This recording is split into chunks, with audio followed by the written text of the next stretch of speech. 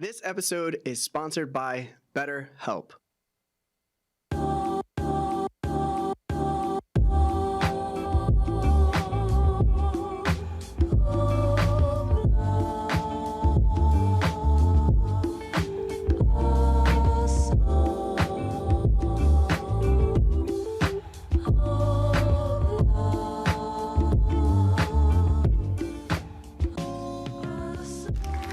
We're live? They can hear me? Hello, everybody! Welcome to That One Piece Talk. My name is Larry. Lawrence. Sam. Lionel, and our special guest, Fexr! Yeah! Let's go!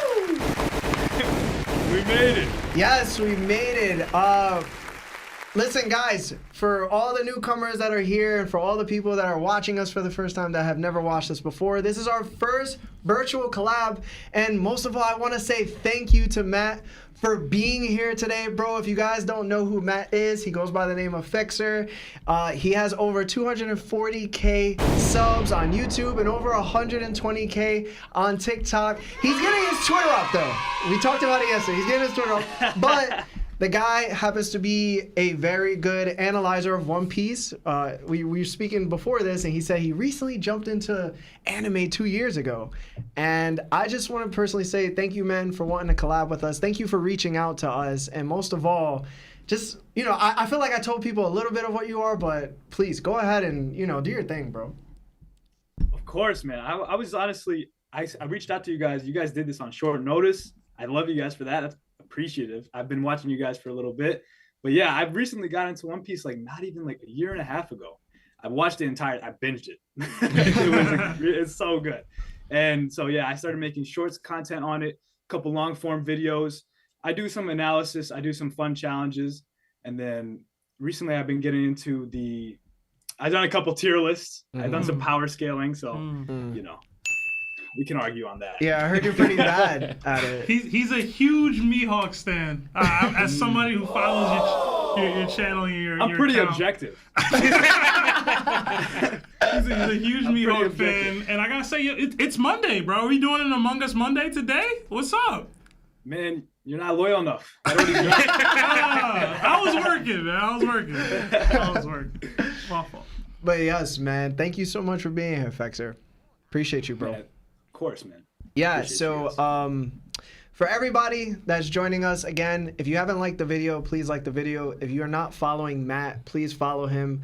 If you click his name within our video description, not the video description, but the video title, you'll be able to actually, like, you know, go directly to his YouTube and subscribe to him. Also, he has TikTok, so I would suggest going to his TikTok too and following him there, because he posts a lot, believe it or not. So for everybody that doesn't know, we also have a Discord. Please join the Discord, and you don't need to super chat, but if you would like to, you're more than welcome to. But just liking the video is way more than you actually know. So thank you so much for being here.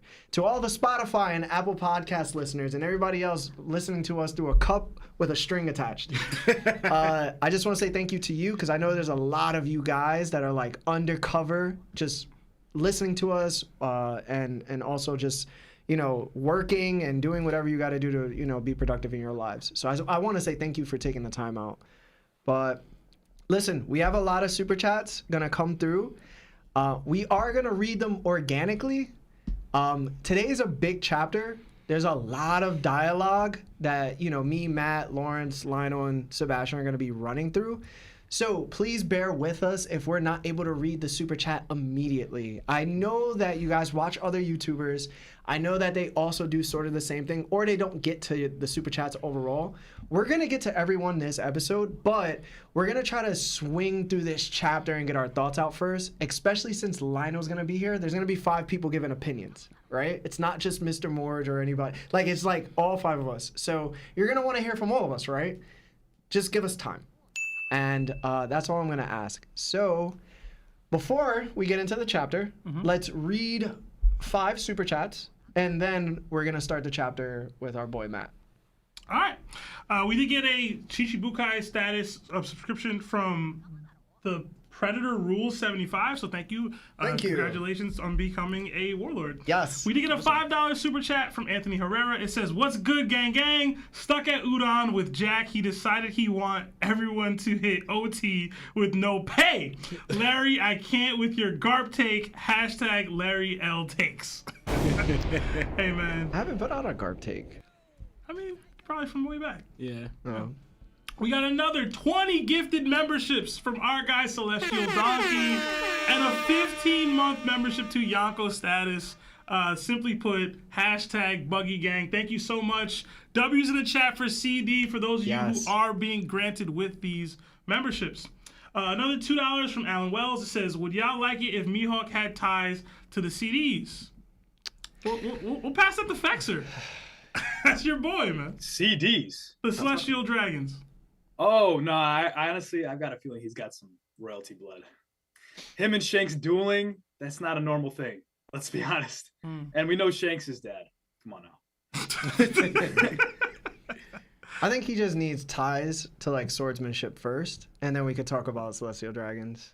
That's fair. I don't think I would care for Mihawk having any sort of stake in the Celestial game, personally. He just has to swing his sword a little bit more for me to like consider him anything. I don't want too many people being like ties to the CDs, because we already have not Mihawk, Doflamingo, you know, and then now supposedly Shanks, and we keep adding to it. I don't want to keep that. Lyle's a heavy believer that Mihawk is Rayleigh's son. So I am too. So we'll see. Yeah. We got another 2-month membership to Nakama Status from Kai. It says, "Banger incoming." Thank you so much, Key. We got another 28 from the Irishman. It says, "The goats are back." Thank you so much. Appreciate that. Irish. And we got another $50 super chat from Celestial Donkey. It says, hashtag Buggy Gang and hashtag Lawrence the GOAT. Thank you so much, CD. Thank you. W's in the CD. chat. Appreciate that, you. bro. Question, Fexer, are you Buggy Gang, bro? Buggy Gang? Yeah. Man, maybe early on, but like I kind of grown annoyed of him. Yeah. I mean, you are eye to eye on that, bro. Eye to eye on that. All right. I think that reaches 5. So. Yeah. Let's get on with the chapter, man. What else was I gonna say? Oh, for everybody that knows about us doing phone calls, we're gonna do phone calls. You'll also be able to call up and ask Matt anything you want. That's not gonna be happening until towards the end of the show, where like the last hour or so. So we're gonna be a 3-hour podcast today. So we're probably gonna hit phone calls like around like 7 p.m. Depending on how much we get through the chapter and finish, and the super chats. Okay. I know a lot of people come for the show for the phone calls. Like, you guys want to just throw off crazy theories and stuff like that. So just to give you a heads up, that's when we're gonna do the phone call stuff. And we put the phone. Marv puts the phone number in the live chat on YouTube. All right. Yeah. Like the stream, y'all. Yeah, like the stream. All right, guys. So let's go into the chapter. We have a brand new chapter, chapter 1096, and it's titled Kumachi. Kumachi is wordplay from Oda. The first part, Kuma, is obviously a reference to Kuma himself. The chi part is attached to the word komachi, which means small town. So Oda replaced komachi with kumachi, which means a small bear, or like Teddy. I researched this, and I'm pretty sure I'm right, but I'm not Stephen Paul, so take it with a grain of salt. We have a reader request, and it says, Zolo lamenting losing a game of musical chairs to chihuahuas in the woods. Do you guys have any thoughts on this part of the chapter? And we'll start with our special guest, Matt. Go off, bro. Do you have anything you want to say about the reader request? Well, I will say it's definitely goofy because Zoro getting annoyed at a bunch of, what are these, chihuahuas? Yeah. Like, it's just, honestly, I when it's ever a fan request, I kind of like just glaze over it. Not glaze like Mihawk. Yeah, that was glaze crazy. over it. Nah, just... pause, bro. That was crazy. No, but like usually whenever it's fan request thing, I'm just like, all right, whatever. It's just goofy. Yeah. So, yeah. Yo, same, bro. All right, Seb. I didn't even see it, bro. I went right past it. I didn't even read what it said. I saw the name and I was like, cool. Yeah. Skip. So I got nothing. All right. Law. Same. I just think it was just a play on to like maybe Zoro's like sense of direction. You know, that's the only thing I could think of. I thought it was dope. We had the Charles like being a DJ while he's doing like you see with the headphones just like this, tongue out. But to me, it's just super random. I always think of like the guest request. Mm-hmm. Why did you guys think of this? Why do you want to see this? It's like the most random thing. And I was like, oh yeah, I'll draw it. Why did you want to see this? But nothing much really. Yeah. I think the question is, why does Oda take certain reader requests, right? Mm-hmm. And he's always going to do it for a certain reason. And I think I figured it out, bro. It's because it's funny, bro. Hold on, bro. Hold on, bro. I got it. He always trying to bring some added element of like relevance. It's because it's funny. Listen, bro. I got you, bro. Right. So one, I just want to point out that the dog is busting it open for Zoro. Didn't know if he was gonna learn doggy style from that. Just because he learned, it's the Santurio style, it's the three sword style. He knows doggy style now. I thought maybe Zoro was distraught, because obviously the Chihuahuas are playing rap music, which is tied to black culture, and we know how racist Zoro is, right? So then I started to think, if that's what's happening, then what's the Chihuahua DJ playing, right? So I started to be like, oh, well, Drake recently came out with the album For All the Dogs. Maybe Who Let the Dogs Out? Bow Wow, The Dog in Me, For My Dogs by DMX, Beautiful by Snoop Dogg and Pharrell, because I personally like that song. I don't know, bro, but I am happy that Stephen Paul actually said Zoro's name with the Zolo, because a lot of people like to go crazy over pronunciation of Zoro's name sometimes when like Lawrence or Lionel say it. But the official translator of Shonen Jump, wrote Zolo, and also they put it in the volume covers as Zolo. So y'all need a doggy treat. Y'all need a doggy treat. I'm sorry. All right. But anyway, before we go to the next topic, let's get a super chat. What the dog doing? Let's get like 3 more super chats. Sure. Yeah. All right. We got another $5 from the Great Ham. It says, that One Piece talk, you can tell Fexr I had to tune in. The Great Ham. The Great Ham. Great Ham. I've seen you in my live streams many times. What's good? Awesome. Yes, awesome. Thank you, Great Ham. Yeah. We got another 5 from Anime's Judgment Day. It says, Larry, I hope you keep the energy you had on Friday. #WaryTakes. #Bogart and Garp. #are frauds. #LawDDilf. #Sims for Seb. #Lionel isn't real. That's not how you spell Lionel.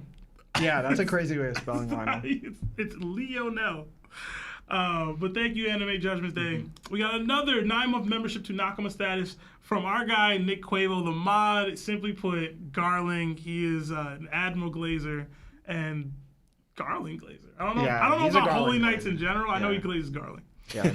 We got another 11-month membership to 𝐿𝐭 status, which is our highest tier of membership. Thank you so much, Ryunosuke. Thank you, It says, Ryunosuke. let's go, W Guest, W Larry, W Seb, W Law, W Lionel for being late. No, it says L Lionel. Oh, L Lionel. No. Oh, I'm sorry. I'm sorry, Lionel. You caught it straight. It says, and last of all, W Stream, let's get it. Hype chapter. Yeah, man, it was a hype chapter. Mm-hmm. It was. Can't wait to get into it. And then let's do one more, and then we'll go into the chapter again. And then finally, we got a $20 super chat from Mahmoud Farhood. It says, I agree with Larry's take on Dragon that we shouldn't consider him that strong until Oda shows his power. We can't assume he's on that level of a high pedestal. On that high of a pedestal. At least with Shanks, we've seen aspects of his power pre-time skip. People not gonna like that, but I'm not saying exactly what he's saying. I'm just saying, like, overall, we don't have anything to go off of just yet. My only issue with Dragon hype is people be putting him top 1. Yeah, you can't put somebody top 1. Don't be like, yo, Dragon top 1. Yeah. Are you a Dragon top 1er, bro? Can you show his face real quick, He's Mark? number 1, bro. Oh, my God, bro. This is obvious. I don't even have to think about it. Who else is top 1? I think you should think about it. Look at his dad, bro. His dad is pushing like 80 and he's doing Galaxy Impacts. Are we serious? Look at him. He's in his prime. Yeah. He's got it. Listen, a lot of dads be disappointed by their sons, man. It happens. It happens, bro. Yeah. Anyway, let's go into the chapter now. If you guys haven't liked the video, please like the video. All right. This is going to be a little bit of a talker from me. Okay, so just give me a second. This chapter opens up with the Celestial Dragons announcing to all contestants what specific groups of people they'll be hunting are worth. There's 13 super rare rabbits and 150 rare rabbits. Also, one-hit eliminations give a bonus. Garling tells his competitors to watch this. Another says the trophy belongs to the Man-Mayor family, and 2 more challenge Garling too. People are running away with their children in their arms, asking, how could humans treat other humans this way? Some Celestial Dragons start shooting before the start of the competition. They scream out the hunt will begin in an hour. We head to the Navy headquarters and see Fleet Admiral Kong. He's telling Garp to head over to God Valley. Garp asks why, and Kong says he can't say. Garp tells Kong they shouldn't have messed with Full of Lead, aka Beehive, aka Pirate Island. Garp further explains that they shouldn't have taken out that treasure from Pirate Island. Of course they'd come back to get it. Kong asks who leaked that information. Garp then says why they need him when they got plenty of security, and Kong replies Roger is involved. So Garp gets up immediately and heads to God Valley. What did you guys think of the beginning of this chapter? And we'll start with Seb. All right, so one, the point system is just, it's wild, right? Like you're putting points on people, calling them rabbits to do this like hunting style game. It's just kind of wild. People were pointing out in some of the chats that I've been in that some of the people here are the people from Big Mom's flashback, some of the kids. I don't agree with that. I feel like we keep seeing people who look like those people throughout the series, and they're not necessarily confirmed to be the same kids. Because I'm still under the belief that she just ate them. But that's me. I always preferred that. It's darker. It's, whatever. I love seeing Garp and Kong's interaction. Because Garp's really like, yo, I'm on PTO, bro. Like, I don't care. I ain't worried about that, right? And then, like, Roger's brought up, and he changes his whole, like, perception, his whole tone. It shows that there's definitely history there. People are using this to say that Garp believed that, or doesn't care about the hunt that they were doing. I think he was referring to the Beehive thing. Like, they went to Beehive and stole something. Yeah. Which is what triggered Rocks to come here. I don't think Garp was under the knowledge that they were doing this hunt, or at least I didn't see that personally. So people were using it to say Garp is evil, and I'm like, I don't think we're going that far. I don't think Oda wants to paint Garp in that light, at least not yet. Right? I mean, he had a lot of time to do it if he was going to do it. Yeah. He hasn't drawn him in that light to this point. I thought it was funny about who leaked the information. We get that a little bit later in the chapter. Yeah, we do. We get it. But I was curious as hell. Like when I read it, I was like, I wonder. And for once, I was not spoiled on this chapter at all. So I was hyped about that. Like I was in the chapter, like completely immersed. Like, yo, this is wild. But seeing the Celestials hunting them like this, and I can't remember where you stopped exactly. I stopped like right after Garp. Right after Garp. Okay. Yeah. But seeing them getting hunted, like, it's just like they got kids there. It's just, you see how evil the world government really is. And it's wild because like we have high expectations for like people like Kong, and like he's just okay with this. Telling Garp to go and then trying to feed Garp only little bits of the information so that he doesn't know what they're really there for. Yeah. Like you see him playing that role of like leader, but or company man more accurately. But I like seeing Garp on PTO, bro. I wonder how you gotta like, how many weeks in advance you gotta put that in. You know what I'm saying? Like, is it like I'm Vice Admiral, bro. Like I'm on PTO, or is it like you gotta submit that like a year in advance? I don't know. I thought it was funny though. All right. How about you, Matt? What do you think about this beginning? Well, if we needed any more reasons to hate Celestial Dragons, right? Oda just keeps on bringing them on. And I thought the whole him on the beach, just chilling, laying around, and then all of a sudden he hears Roger. He jumps out. He's ready to go. I thought that was hilarious because it shows their rivalry. But I was saying, because I'm pretty sure you said something about how the masked people are like the masked guy, right? Wasn't that like the person who was by Big Mom? Or you said like that's what people are saying. Yeah, that's what I thought. I've always thought that she just ate them, right? So like people are saying like they look like those kids that were next to Big Mom. And I think it could just be Oda reusing the style, but it could very well just be them grown up into being this. But how would they be like there's the Celestials, right? Yeah. Marv, Lionel. But yeah, I've always assumed that they just had gotten eaten. I'd still prefer that they had gotten eaten than it be them still being alive. That's me.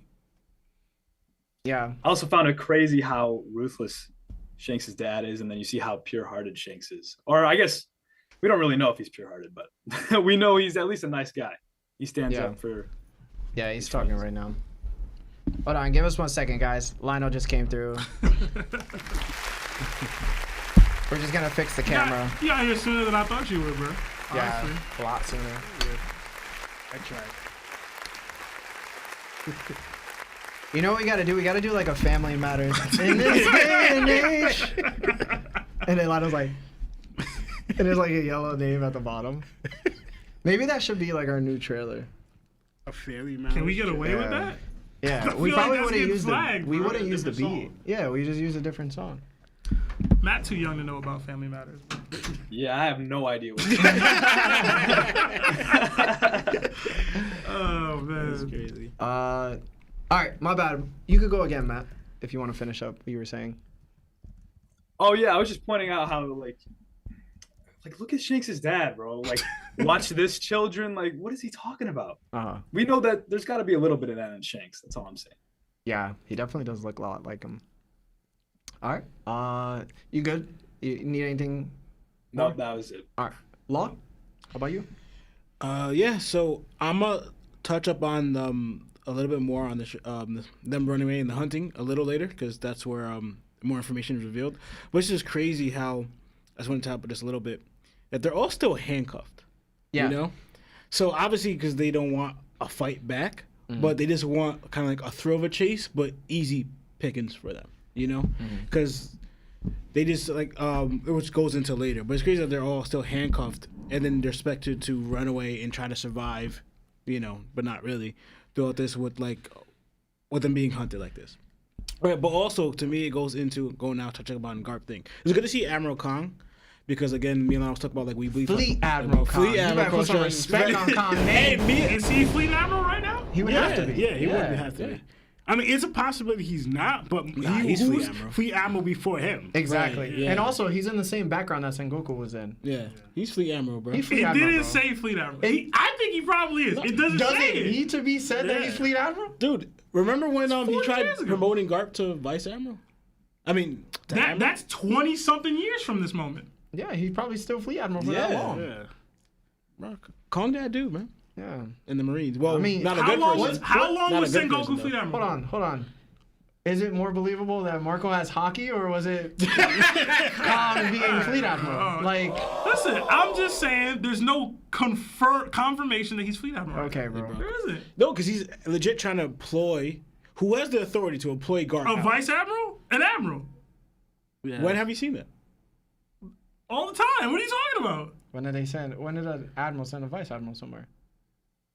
I mean, I guess you And said also- before the war, it's like Literally, the entire Buster call was 𝑚𝐿 saying, yo, all these Vice Admirals go do this. yeah. What do you mean? But do you think Garp's gonna listen to them? He doesn't normally. He wasn't listening in the first place. So- he only listened because Roger came. So where does the golden mushi go to first? One. Does it go to a Fleet hold Admiral, on. or does it go to One- 𝑚𝐿? One. Admirals can tell Vice Admirals where to go, what Yeah. to do. No. Straight up, they just can't. Yeah. I need No, that. I wouldn't fight against it, but They- I'm they just saying. can't. Two, I'm just saying it doesn't say that he's a Fleet Admiral right now. Okay, Sabab. But we know he was Fleet Admiral when We you tried to know promote Garp. he was Fleet Admiral before Sengoku. That's Is it all we really know. that important? No, y'all the ones who bucked back on me. You're making a bad impression on Matt right now. So anyway, right? And then to me it goes into like, it's crazy how so many people in the Marines are just okay with because you think about it, they're supposed to be the police, they're supposed to protect the citizens and civilians or whatever, right? But they're just okay with this mass murder. Like, you know this. How many Marines are just okay with it? It's just crazy to me.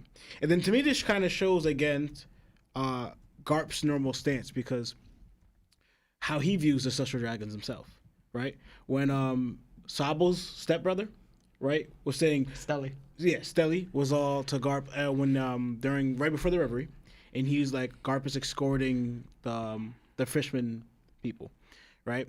And he says, "Oh, you're from my hometown," and I'm the king of that town. That means you got to show me proper respect. And he's saying all this stuff like that. Garp obviously doesn't remember who he was, but he starts saying how he's going to be a celestial dragon. And then Garp says to him, oh, you want to be scum like them, you know? Outspokenly says that. And then, you know, obviously everyone gets shocked because he's speaking bad about Celestial Dragon. And then also, too, not going out to, like, why Garp doesn't want to be an admiral in the first place. It's because of this. He doesn't want to protect them.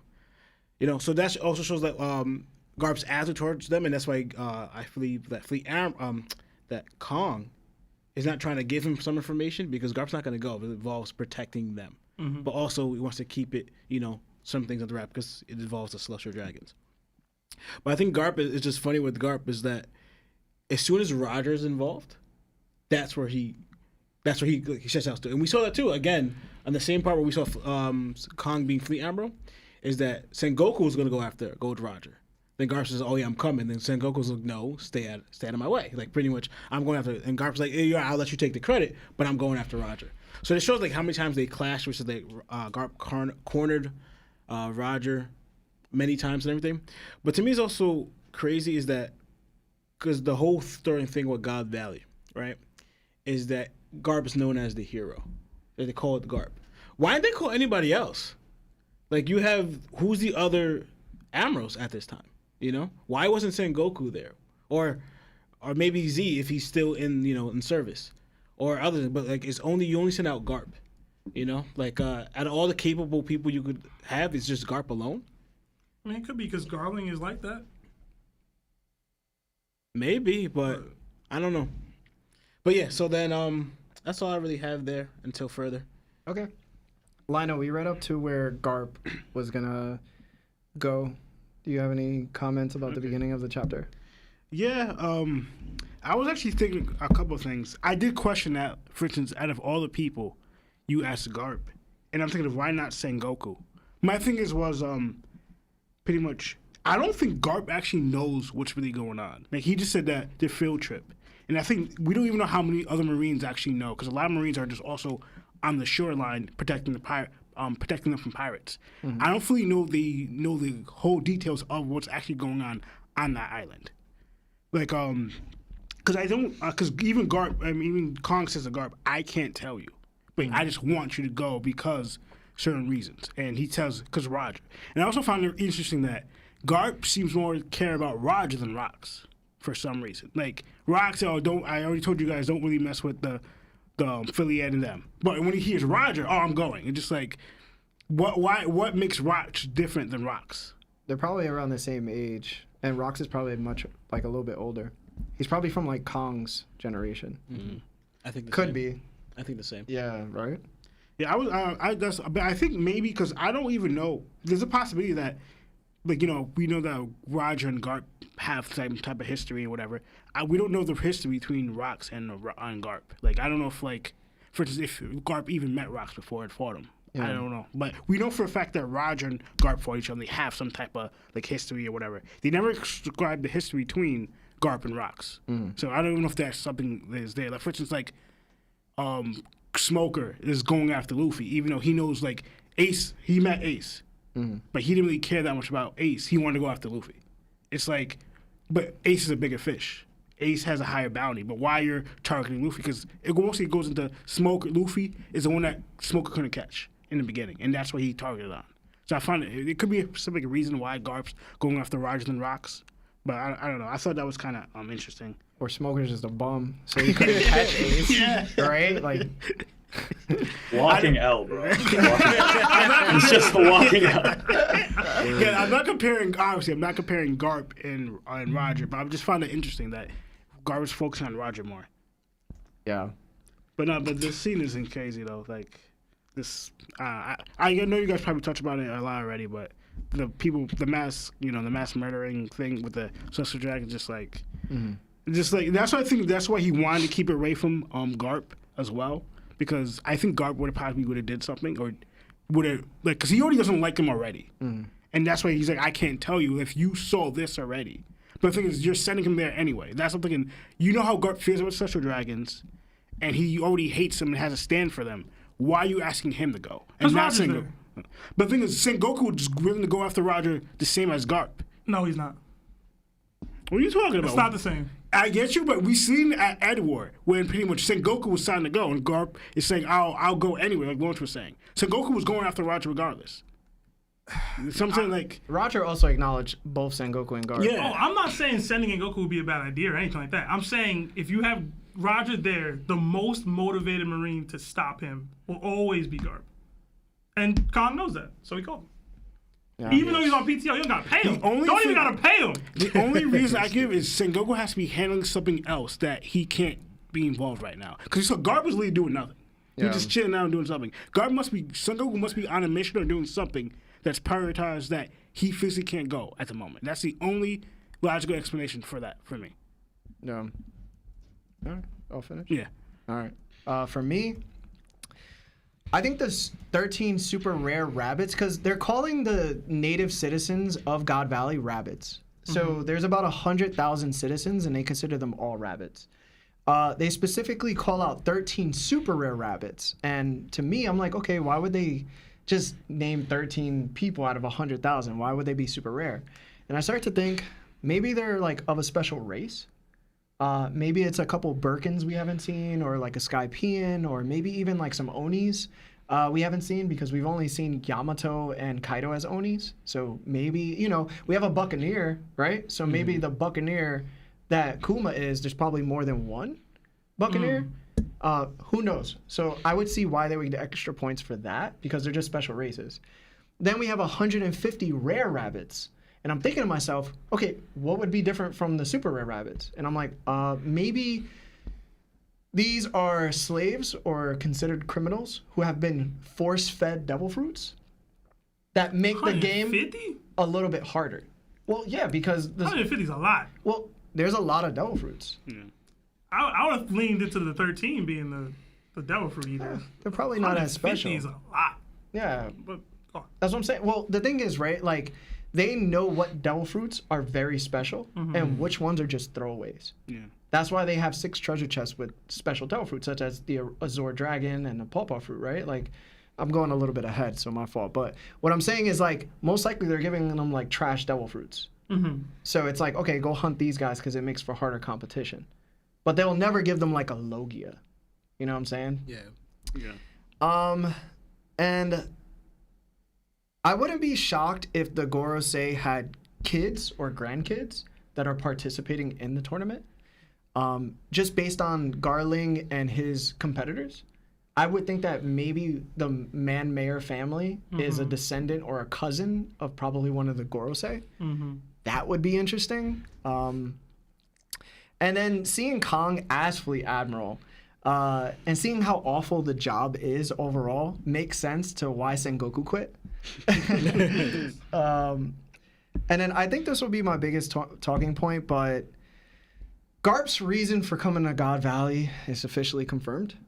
We always wondered how he would come or why he would come and how did he get there, and it just shows that he really admired Roger to a degree. He saw him more than just a competitor, but he probably saw him as like a lifelong rival, which is really nice to see that he has somewhat of a care for Roger, because when we saw Roger and Whitebeard, they would fight for 3 days, but then they'd start drinking immediately after. Yeah. I feel like the same type of moments happened with Roger and Garp, because then we saw why Roger would entrust his future child to Garp, to look after Rouge, and you know what I'm saying? That just makes sense to me. So I'm going to say one thing, and I know everybody's going to be upset with me, and forgive me if you are, I don't care.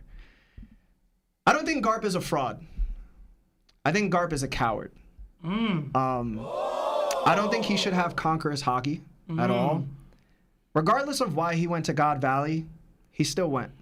He still saw what the Celestial Dragons were doing, and he chose to come back to the Marines and train people to become what he is. He saw people slaughtered for fun. He saw Rouge in a pitch black basement for 22 months, hiding Ace. He knew that they annihilated a whole generation of unborn babies looking for Ace.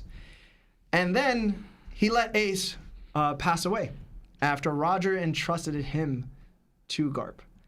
And then it hit a little bit hard too when we see Garp sitting over the fire talking to Ace while Luffy's asleep from his belly being full as kids. And he tells Ace in a very intimate moment, I want you both to become strong Marines. And it didn't speak so loudly to me then, but then it spoke very loudly to me with 𝙠𝙠. The fact that he made her raise these kids, and then he was on the battlefield that they were on and watched Ace pass away. Watched Luffy experience the hurt that he did, that he felt. And to me, bro, I'm gonna be honest, the type of person that I am morally, I would never do the things that Garp would do. I just wouldn't. If I was to see something like that happening and I knew that it happened and my name, the title that I have is the Hero of the Marines, and I know it's fake, and I choose not to say anything to anybody about it because I'm embarrassed. I don't want to become Fleet Admiral because I know the things that happened. But I choose to still support the Marines and the world government to an extent. It just shows that Oda's trying to tell us either you're going to understand Garp and the way he is and you're going to feel bad for him, or you're going to hate Garp because of the way he is and you're going to feel like he doesn't vibe with you. And I think I'm on the spectrum of I don't like Garp, bro. Like, I don't like Garp as a person. I hate the way he lived his life. And it's crazy because he seems like the only Conqueror's hockey user that I know of that has never conquered anything. He'd rather just sit back, let the world go on, and he's never been able to keep his family together because, like 𝙠𝙠 said, he cared more about his job than his actual family. But he doesn't even like his job. And for me personally, man, like, I just can't vibe with that, bro. Like, I can't sit back and be like, yo, I'm a Garp supporter now. I used to love Garp, but now I look at Garp differently, bro. I can't sit here and be like, yo, like, if I was Garp, even if I'm considered a traitor to the world government on camera, I'm still becoming a traitor because I know that what Ace was doing, what Luffy was doing, was not worse than what the world government was doing. Pirates aren't out here hunting people on unaffiliated islands like that. That's not true. But We don't know that. But the world government, the people that are you're basically saying is supposed to police the world and protect the world and govern the world and do all these things. We have heavenly tributes that put countries in poverty. Mm-hmm. He knows about that. Mm-hmm. He knows that they're hunting people on islands now and taking over islands and killing citizens. Why are you still Marine, bro? I'm sorry, bro. I don't respect Garp.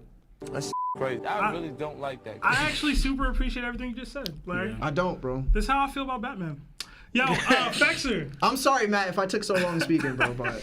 Oh, no. That you made a really good point, honestly. But I think you're underestimating Garp. I think Garp is the one who started swords because of what he saw. And I think he's trying to take down the Marines from the inside. Dragon's trying to take them on opposingly.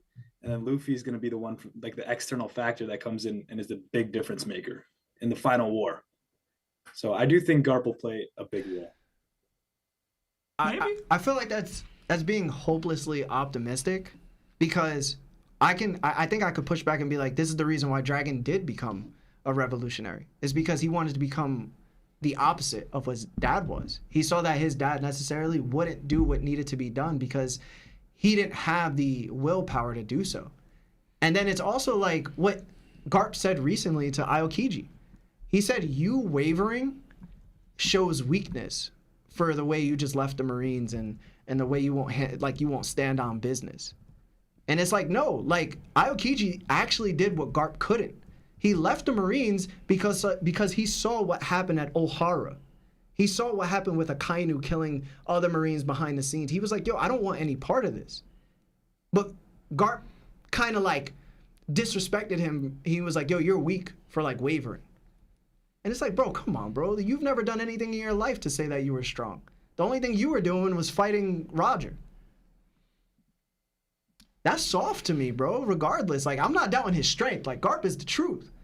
But when it comes to, like, his actual will, like, yo, he's kind of sad. He is found wanting, in my opinion, for what he's been, the impact he's made, like, on the world. Like, yes, you're the hero of the Marines. It's a fake title. Yeah. He hasn't actively to Larry's point, he hasn't proactively done much other than try to fight pirates. Yeah. When there's more you could be doing at that strength level, at that position, if he decided to change things. Now, what Fexr said, maybe it's a little bit of headcanon, obviously, but listen, and Larry's right. That is you trying to like make sense of what the inaction has been versus anything I've seen on panel from Garp. But I think the Garp thing is it's interesting to me. I don't have the strong feelings Larry does, but I understand why he has them. Yeah. I do too. So he couldn't raise his grandchild. He couldn't raise his own kid. He couldn't change the Marines. He couldn't do anything. Garp is the biggest failure of the generation. So that's why what you say about Garp, I can understand what you're saying, and I kind of somewhat agree because we see what Garp is about with like protecting people, right, and kind of what he stands for. But then it goes to the question then, if you stand for this and you're willing to do this and kind of like oppose him from the inside, why not just leave? And even what you said with Don, because I was thinking the same thing, what Don said. You care about your job more than your family, right? Yet Garp, you're the one that was trying to promote your family to become the Marines. But then again, if you think about that, you're kind of trying to encourage them to support what? Because the Marines are allied with the world government. Even though some Marines may be good, but the world government, all of them are bad. We haven't seen one world government person that's good, that's okay, that's fights for the people. So it goes into this one. I wonder if Oda is going to flush out Garp more. He kind of has to at this point, but I'm not sure if he's going to. We got to see the depth, the deepness behind Garp, why he's taking this stand that he is. Why is he so heavily pushing for his family to become Marines? Why is he still here? Because now, what you said, if it remains what it is, and we don't get backstories from Garp or the deeper meaning about why Garp does the way he does, he is what you just said. He's just a coward. We got to see the depth behind why he's making these choices, and then hopefully Oda shows that. If not, then you're kind of leaving Garp as this person who doesn't really make any sense. He's kind of like you said, hypocrite, coward, and that could be portrayed in Garp if you don't get a backstory to the reasons what he went through or why he's making these decisions and why not really supporting the Celestial Dragons, but you're kind of siding with them. You work for them. So, and the thing is too, he's kind of put all his troubles onto other people. Like, he can't change the Marines, so what happens? His son is forced to do so. He can't look after Ace after the person he admired told him to do so, and he had to Don look after them.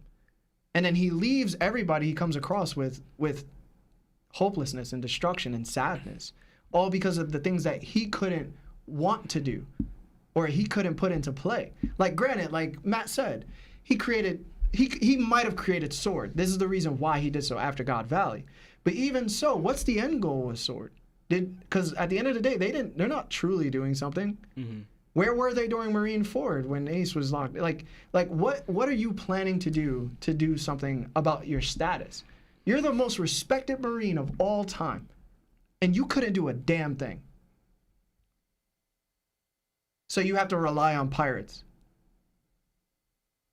So becoming Marine really is supporting genocide, supporting racism, supporting slavery, supporting all the things that you literally, disparage pirates for. I don't get it. Yeah. So when I saw Garp and I saw him like get really happy to go see Roger, I'm like, yo man, like I was a big fan of Garp, bro. I really was, but my fan in me for Garp now is just over. Like, I'm not a fan of Garp anymore. I literally hate him for letting Ace die the way he did. And a lot of people like to use if Ace asked Garp, he would have saved him. What? Does Ace really need to ask Garp to save him?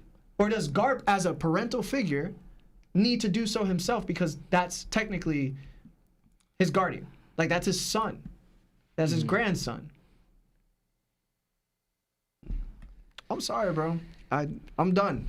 My bad I went so deep. But it was really like sometimes like Oda is such a great, fantastic, and genius writer that you don't get this emotion from like other mangas or animes. So he writes so well that he attaches you to characters and makes you believe in these characters. I believed in Garp. Now I feel like the hero of the Marines ain't the hero of the Marines no more, dog. that's just a man in a suit that couldn't accomplish all he thought he could. Monkey suit guard, bro. And That's how you feel? And you know what's crazy, Matt? There's a reason why he wore that dog hat for so long, because he was actually a lap dog the whole time. That's crazy. That's lap dog. What do you mean? Man. He rejected Admiral because he didn't want to be a lap dog. Come on now. Listen, bro.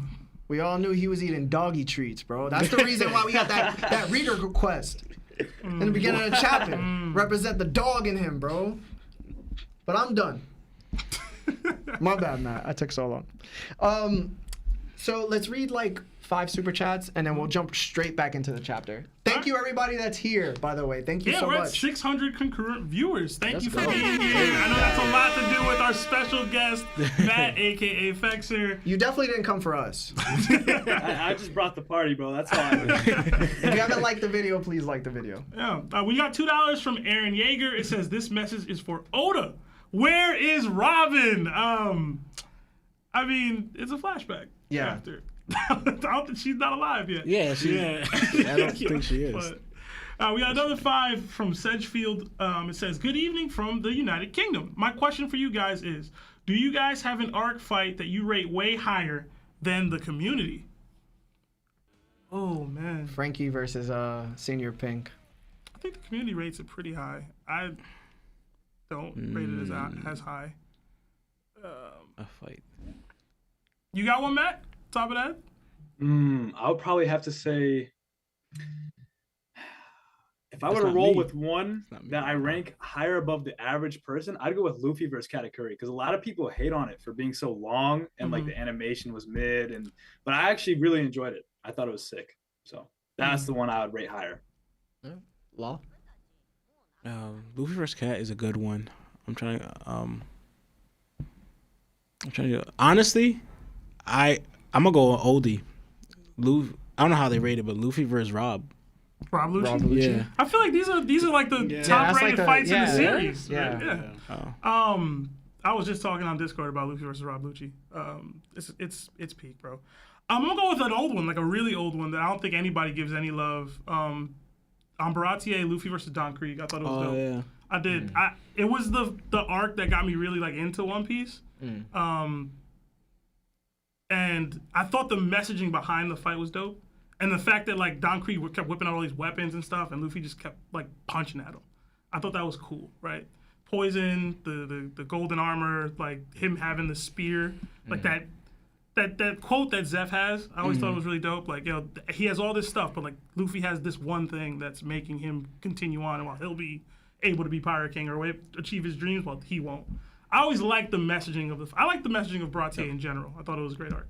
But Luffy vs. Don Krieg, nobody ever rates it anything. Yeah. But That's a good one. I think I have one. I don't think anybody's gonna even remember this fight. Gangpo versus Shura. That's a good one. that's a great one. that's I had that in the back of my head too. That's a call out right there. That's a good one. Half the community even see it because y'all skipped Sky P. I know you did. I know you did. That fight was dope. Oh no. You ain't skipped Sky P, did you, Matt? No, of course not. Just making sure, bro. Yeah. Alright. That's I will nice. say Foxy arc on the other end.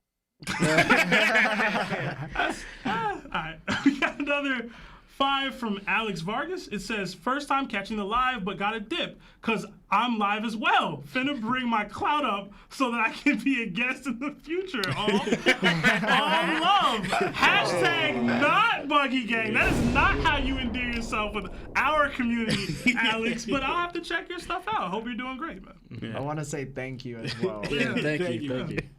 We got another 5 from Hammer of God Usopp. It says, hi guys, we are watching you in our game shop again, so big halo from us in Zwol.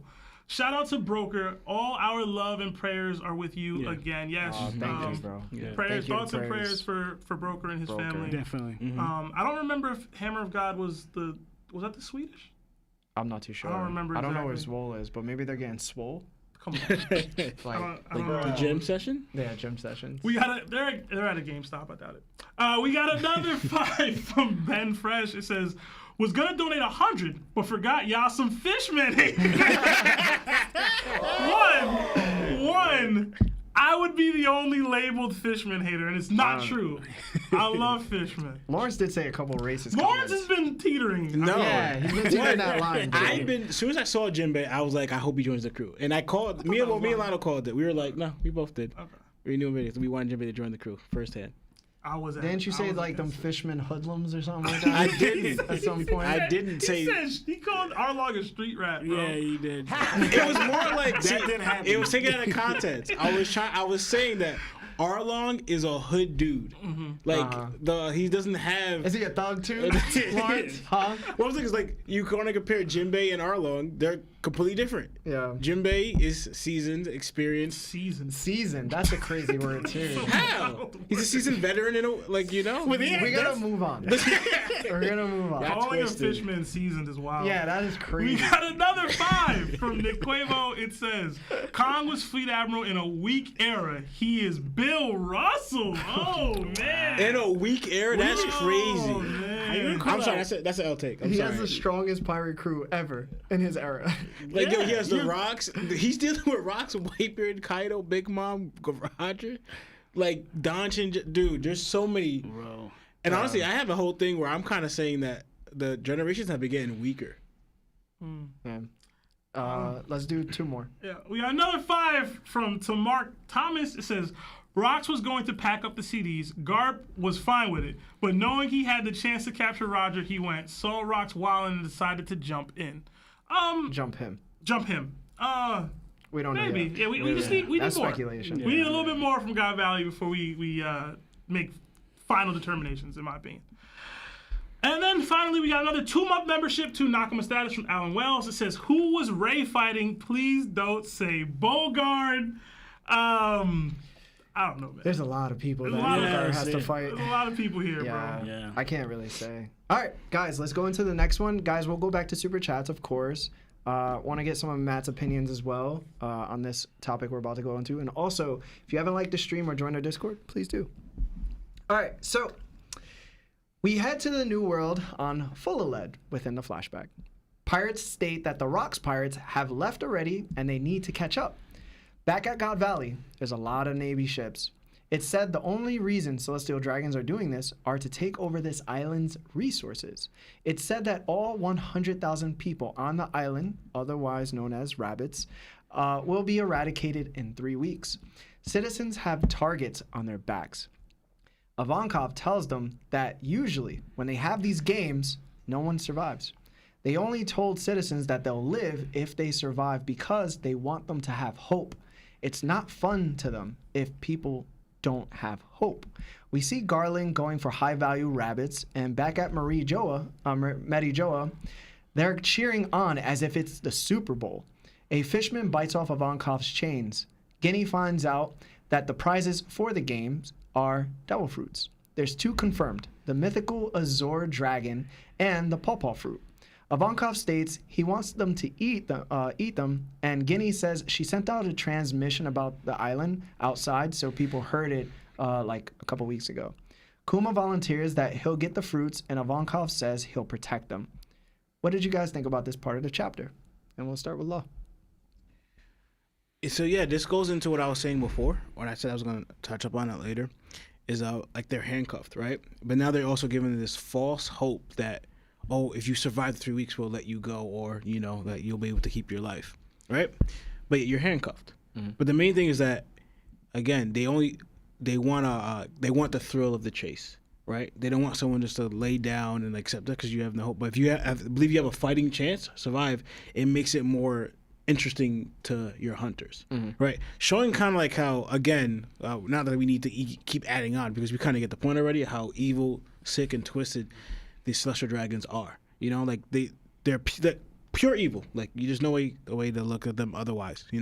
They view themselves high above others and view people as like their playthings, toys that they could get rid of forever. So like I'm gonna even touch about later, or I could say it now, but I think it kind of shows later on. Is like what I'm seeing is that the goal of the celestial dragons, the girls say, 𝚬𝐴, is to enslave the world. That's what they want to do. That's what I'm getting from. That's what their goal, and they're trying to get more people to pay tribute to them because ultimately they want the world to be their slave. everybody in it, the world itself. So that's why they're trying to root out even the so-called pirates or things that represent freedom. Because if you take any hope from that, you know, any hope, any expression, or you could think outside yourself, but we control everything. You enslave the world. Now you have nothing to oppose you. You could really choose. You have all the resources for yourself. So I believe their ultimate goal is, once they kind of get rid of like Nika and all that stuff, is to enslave the world. And it shows like for example, and how they just use things as playthings. But yeah, going on to the next panel is I know my theory took a big hit today, because one, I didn't think it wasn't gonna be abilities, right? But to me, it's just like there's 6 chests, right? Yo, Lawrence theorized that there was going to be children in all the chests. I didn't say all of them. What? It wasn't all of them. Infant babies. Was impossible. Infant babies in each of those I think chests. I have a pretty good guess on exactly what was in each chest. I have a pretty good guess. Okay. Okay. You want me to list that off later? I'll list it off later. Okay. Yeah, so to me, it's like there's 6. I'm not know if they go and rake in prizes, whatever, but only 2 were named. So, I mean, obviously, it's probably just going to be just abilities, but you never know what could be in those, at least one chest. Because if I get 1 chest, you know what I'm saying? I was right about 1, I'll take that. But it was just a thought. And I think I lost my train of thought. My bad. But no, we could move on until I think of something else. All right. I lost what I was Seb? saying. Yeah. I mean, one, Garling a cherry picker, bro. You know what I'm saying? I don't respect Garling, bro. I don't. In general, I thought. So we talk about sadistic nature of people a few times on this podcast. Way back when Hawkins had his whole dialogue and stuff going on, but the Celestial Dragons just bring it to another level. Like, they actively want you to feel like there's some semblance of hope, so that they can feel it when you don't have it anymore. Yeah. Like live action. Like, it's just, Fexr said it earlier. They make you want to hate them so much. Like, Oda makes you hate them so much. And something I peeped when I was reading this chapter, do you see Kuma? Yeah. He's got a target on his back. They all have them. With but oh, do they all have them? Yeah, they do. Oh, I missed that. Yeah, if you look I at missed it that. on the go back, right there. There's somebody. Oh, I'm blind. You see Ivakov too. Yeah. Yeah, I did Ivankov not has see it it as until well. I saw Kuma's, and Kuma's like a child. Like, he's really young. Oh yeah, they do all have targets. I'm blind. Anyway, but I just saw that, right? And it's like, Yeah. you got the arrow in there. It just looks crazy, and he's preaching to them. Like, Ivankov's like, listen, y'all, nobody survived this over any amount of time. So don't have this false hope that we're going to survive if we just survive the time. You have to escape the island, letting them know that we need to escape. Now, Guinea having this ability to, like, tap in and send it. Yo, how? Like, Yeah, like, how you doing that? Yo, how is she doing that, bro? That's amazing. Is that hack? Is it hack? not. It's not hack? It's Okay. not. I thought so too, but it's not. I thought it was hack. Hack is 38 years. He would have old been. now. He would have been 1. Okay, all right. Yeah. But we don't know how Fishman aged. Age. I don't know. true. But even just whoever Fishman that is, the fact that somebody said thank you to him, no one's ever said that to me. I was like, jeez, like you forget how terrible these people's lives have been over time. They're conditioned to be Yeah, trash. yeah, or to be slaves. Yeah. It's So just- we've got a quick turnaround in theory. I think it was like a very popular theory on the devil fruits being in the chest. We got quick turnaround on at least 2 had devil fruits, and they had those 2 specific devil fruits. I think that's dope. It's interesting that he only highlighted those 2. Yeah. Or she only highlighted those 2, or chose to only highlight those 2. It does leave an avenue for there to be either other devil fruits or other items in general, right? Because who knows what they are. Again, how did she get this information? I'm so curious as to, like, I know she said she dabbles into thievery and hacking into stuff, but that's wild to even get this information. But the CDs are probably dumb enough to let it slip. So, and then relaying the info out to create this opportunity for them. She the real MVP. Yeah. She's a child prodigy. Man. She's the MVP of God Valley. I know it's Kuma, I know it's Roger, I know it's Garp, and she the MVP, because without her, No, that's what happened. Yeah. It doesn't go down like this, right? I mean, maybe Rocks comes because apparently the Celestials went to wherever, but like the whole Big Mom's excited to come, you know? Like she probably wouldn't come. She'd be like, oh, Rocks can do whatever, I don't care. Like we'll get into that later, but overall, it became a scenario where they could escape because she put this in place. And then Ivakov motivated them, namely Kuma specifically. So like, shout out to the little trio right here, man. Shout out to the gang. Shout out to the fishman who bit the cuffs off. You know what I'm saying? I like young, spunky kids trying to make something happen for them in the world. It reminded me of Ace and Luffy and Sabo back at the Gray Terminal. Like, we're living in the absolute worst conditions, but we have each other and we're going to do the best we can. And it's wild because Ivakov's the leader, right? We're like, he is a leader. She is a leader in general, like, where she is now, but like she's the big bro right now in this situation, directing them and making this all happen. So I like that. Ivakov, the leader now of the Revs. Crazy. But that's all I got. And shout out to Kuma for volunteering, man. Yeah. Built different. All right. Literally. Lionel? Honestly, got a little like it goes into what I said before about the townsfolk, but this is a little different because they're in a desperate situation. Because he genuinely believed that, if we survived, they would let us go. And I'm thinking, to me, that's all. Like, you're getting massacred just for fun and games, but you think if you survive this, they're still going to let you live? Like, you should know how wicked and sick the celestial dragons are already. To think that that just shows like they're giving them false hope. It's like, but you believe that false hope. It's crazy to me. And I was like, that's like, again, you're just desperate trying to survive. Like that, I'm not really knocking the thought process because you can't fight against them. You can't do anything with them. Like Ivankov was encouraging you to like escape and not really fight. While Kuma's the one that actually shows that he's at least I'm going to try to fight or do something. I wanted to think, when she did the transmission, like in the leakage, did she tell everybody exactly what is happening? Like that there's a mask, like the game in itself, or just the fruits itself? Because I'm saying if she leaked out the fruits too, but also the game and the celestial dragons, that kind of ties in back to again a little bit to Doflamingo's father. Doing this because your family knows about this and you're doing this, and if the whole world found this out, they would hate you even more. Gives you also, why would you think that you could come down to Earth in a way because you're on your lofty heavenly whatever and be a normal citizen, knowing the fact that people know that you're a celestial dragon, know that your celestial dragons did this. Well, they said what God Valley, like, it's been erased from history. It's not like common knowledge anymore. But I'm saying like that incident was not leaked, but she did leak out information to the world that people are coming here and there. They know. You know what I'm saying? Like the last they erased that specifically, that transmission, because now people don't know about it now, but regardless of that, hate of celestial dragons is universal. Like everybody hates them, and this could be adding to it because the leak that what's her name? What's Skinny did? Guinea did. You call her Skinny Dip? No, I heard Skinny Dip. I was trying to figure out her name, right? I was trying to figure out her name. I didn't call her Skinny Dip. You're stupid. She's like 7. I don't know.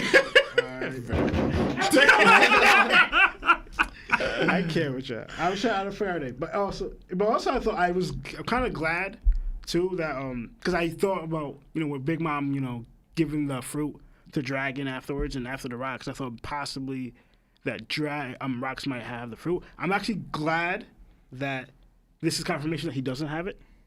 Granted, to me, I agree with you, Larry. I kind of don't want Rocks to have any fruit. I thought it'd be dope. So, but granted, he could still have another fruit. Hopefully not, but we'll see. We'll eventually find out. But I'm glad I got this confirmation right here. But yeah, those are the things I want to say. And just I get the whole Garling hype. But honestly, he's just taking out regular civilians. There's nobody strong or significant here. Like, this is not impressive to me. Like talk to him. Like Zolo pre-times could do this. So it's like this is not hype. Just taking out fodder. Handcuffed fodder. Yeah. So who's hyping this up? Garling got top 1 hype by people out here. From 𝗏𝐼𝐴, this? bro. Yeah, that's I'm like, yo, like I expect Garling to be strong, but this does not show that he is strong. No, not period. even Not even a little bit. So Yeah. How about you, Matt? What about your thoughts, bro? Yeah, I completely agree. I mean, just going after people who are handcuffed, like that doesn't prove anything. The main thing I got from this is how in the world a 7-year-old kid got information on this and leaked it. Like, what? You're like a 7-year-old slave and you're leaking this type of big knowledge out to the world. I don't know how that happens. I don't know how the world government lets that slide. And then also in that same panel, I swear, like that dude in the background with the hat, he kind of looks like _Q, but I know he's not. But like he just looks like _Q. You won't imagine. Yeah. And then I feel so bad for Kuma. Like he's just so he's just ready to die, bro. He's just like, yep, I'll be the sacrifice. I'll do it. He's so sad. I feel bad for him. What is it from Hunger Games? I nominate myself as tribute. Exactly. It's rough out there, bro. All right, that it? Yep. All right. I think Oda is once again in his bag when he goes into like trying to show us as a reader and to be entertained. It just seems like Oda understands human behavior, and since he's such like a historian, he can definitely detail certain things in certain ways. So he's like, yo, humans are terrible to each other. So he's like, all right, let me show you how bad the celestial dragons could be. This is no different from like real life. You know what I'm saying? And I think Oda is also trying to say, well, we're not all elitist, right? Like we don't have the most money. We don't have the highest class. We don't have power the way other people have power. But the ones that do have power, it corrupts them. It makes them maniacal, makes them diabolical, it makes them evil, right? They desire things that kind of stimulate them, unlike how we're stimulated, right? Like they just do weird things. Like you always hear like rich people do weird things. yeah. They collect weird things. It's because they need something to keep stimulating themselves because they just have so much resources to do so. So normal things that we find stimulating just, it's kind of like, yeah, I did that like 200 times, bro. Cool. And it shows that this is why they're hunting people. This is why they're putting targets on backs. And I'm saying to myself, yo, that woman carrying a baby, does the baby have a target on his back? Mm-hmm. Like, what? And it's all fun and games for them. And it also shows a little bit of like, how slavery was in America. Like, the fishman that broke Ivankov's chains, he's never been complimented. There's probably slaves in our time that have never been complimented. Mm-hmm. And just to receive one simple compliment, it made the world seem brighter for that fishman. And it's crazy because even Ivankov, even in his situation, was kind of surprised by his satisfaction of being complimented. And it shows that even Kuma, who was a slave at the age of 4, he never knew true happiness like that, right? But if he was to receive a compliment, he probably wouldn't know what to do. He'd be like, why are you doing that? It's just, he doesn't know what's right and wrong. He's just born into wrong and lives with it. Mm-hmm. And you've seen, even when he was talking to his father, Clap, that he was like, oh, my master doesn't hit me that much. He's really nice. But he's still hitting you. Yeah. Mm-hmm. So it's kind of, I think if we're like psychology majors, we'd probably appreciate this a little bit more because this is definitely like psychology at play that Oda's writing. Mm-hmm. And it's fantastic. You might just read it and just be like, oh, like this is whatever. But at the same time, you're like, nah, this is kind of deep, bro. It's dark, but it's deep. Pause. And then what really messed me up is like, again, Oda's such a genius. He makes little panels that seem so little, but they kind of are super big. And the panel in this chapter for me was going back to 𝗏𝐼𝐴 and seeing that people are cheering as if this is like a Super Bowl, bro. Right. Like people are watching other people get slaughtered and they're cheering out of their mind. The whole place is going erratic. That shows so much disconnection from regular society. Mm-hmm. And it's crazy because Don Quixote, Homing, Doflamingo's dad, Doflamingo, I believe, is 41 after the time skip. He's 39 pre-time skip, which means 38 years before this. He would be like, 3 years old at God Valley started. So I don't know if Don Quixote homing was like, yo, we out. Like that Like was he crazy. saw it on the TV. He saw and it on the was TV. like, This is wild. This is crazy. Mm-hmm. Like that would be crazy. But you guys mentioned the Guinea part. I just gotta say, shout out to Ivakov, man. This is where. How much Dragon has truly done, bro? How much has he truly done, Matt? I need to know, bro. He runs the whole operation. You sure? What are you talking about? You sure? He really think recruited Ivakov is running this Ivakov. thing? He recruited Ivakov, man. Or Ivakov recruited him? You tell me, Matt, because listen, bro. I've seen a lot. Hey, do we not remember that flashback to him and Vegapunk talking? What did he say? He said, "I'm starting the Revolutionary Army." He did this. He started this whole thing. He created this. It's his thing. Ivankov is just a part of the thing. All right. A big part. You know, okay, a big part. Fair enough. I feel like it's like when somebody goes, yo, I want to make this website. And then he goes to the person who can make the website for him. And then he's like, yo, I own the website now because you paid me. It's like Yo, Steve Jobs. When this man Dragon makes his first appearance and he stomps on some kid, I'm just going to be like, Some that's all kid? done. No, whoa. Yeah, I was thinking What I meant. That's exactly what he's fighting against. Yo, man, wow, He bro. pulls up to Egghead, stomps on Saturn, because we all know Luffy's not going to be able to. He's out of commission. Just like your man 𝗍𝗪, Seb. So as soon as Dragon pulls up, chapter 1100, mark my words, it's over. Everything's done. 1100. 1100, that's when Dragon. 1100. We gonna be DMing, bro. For sure. We're gonna be DMing, bro. I low key feel like I still want to be in this flashback, Yeah. but So, all right. So let's read like 4 super chats, and then we're gonna go back into the chapter. Guys, if you haven't liked the video, please like the video, and thank you so much for being here. all right, we got another 2 from JT. It says, "Can we get a cash smile for a picture?" A cast smile for a picture.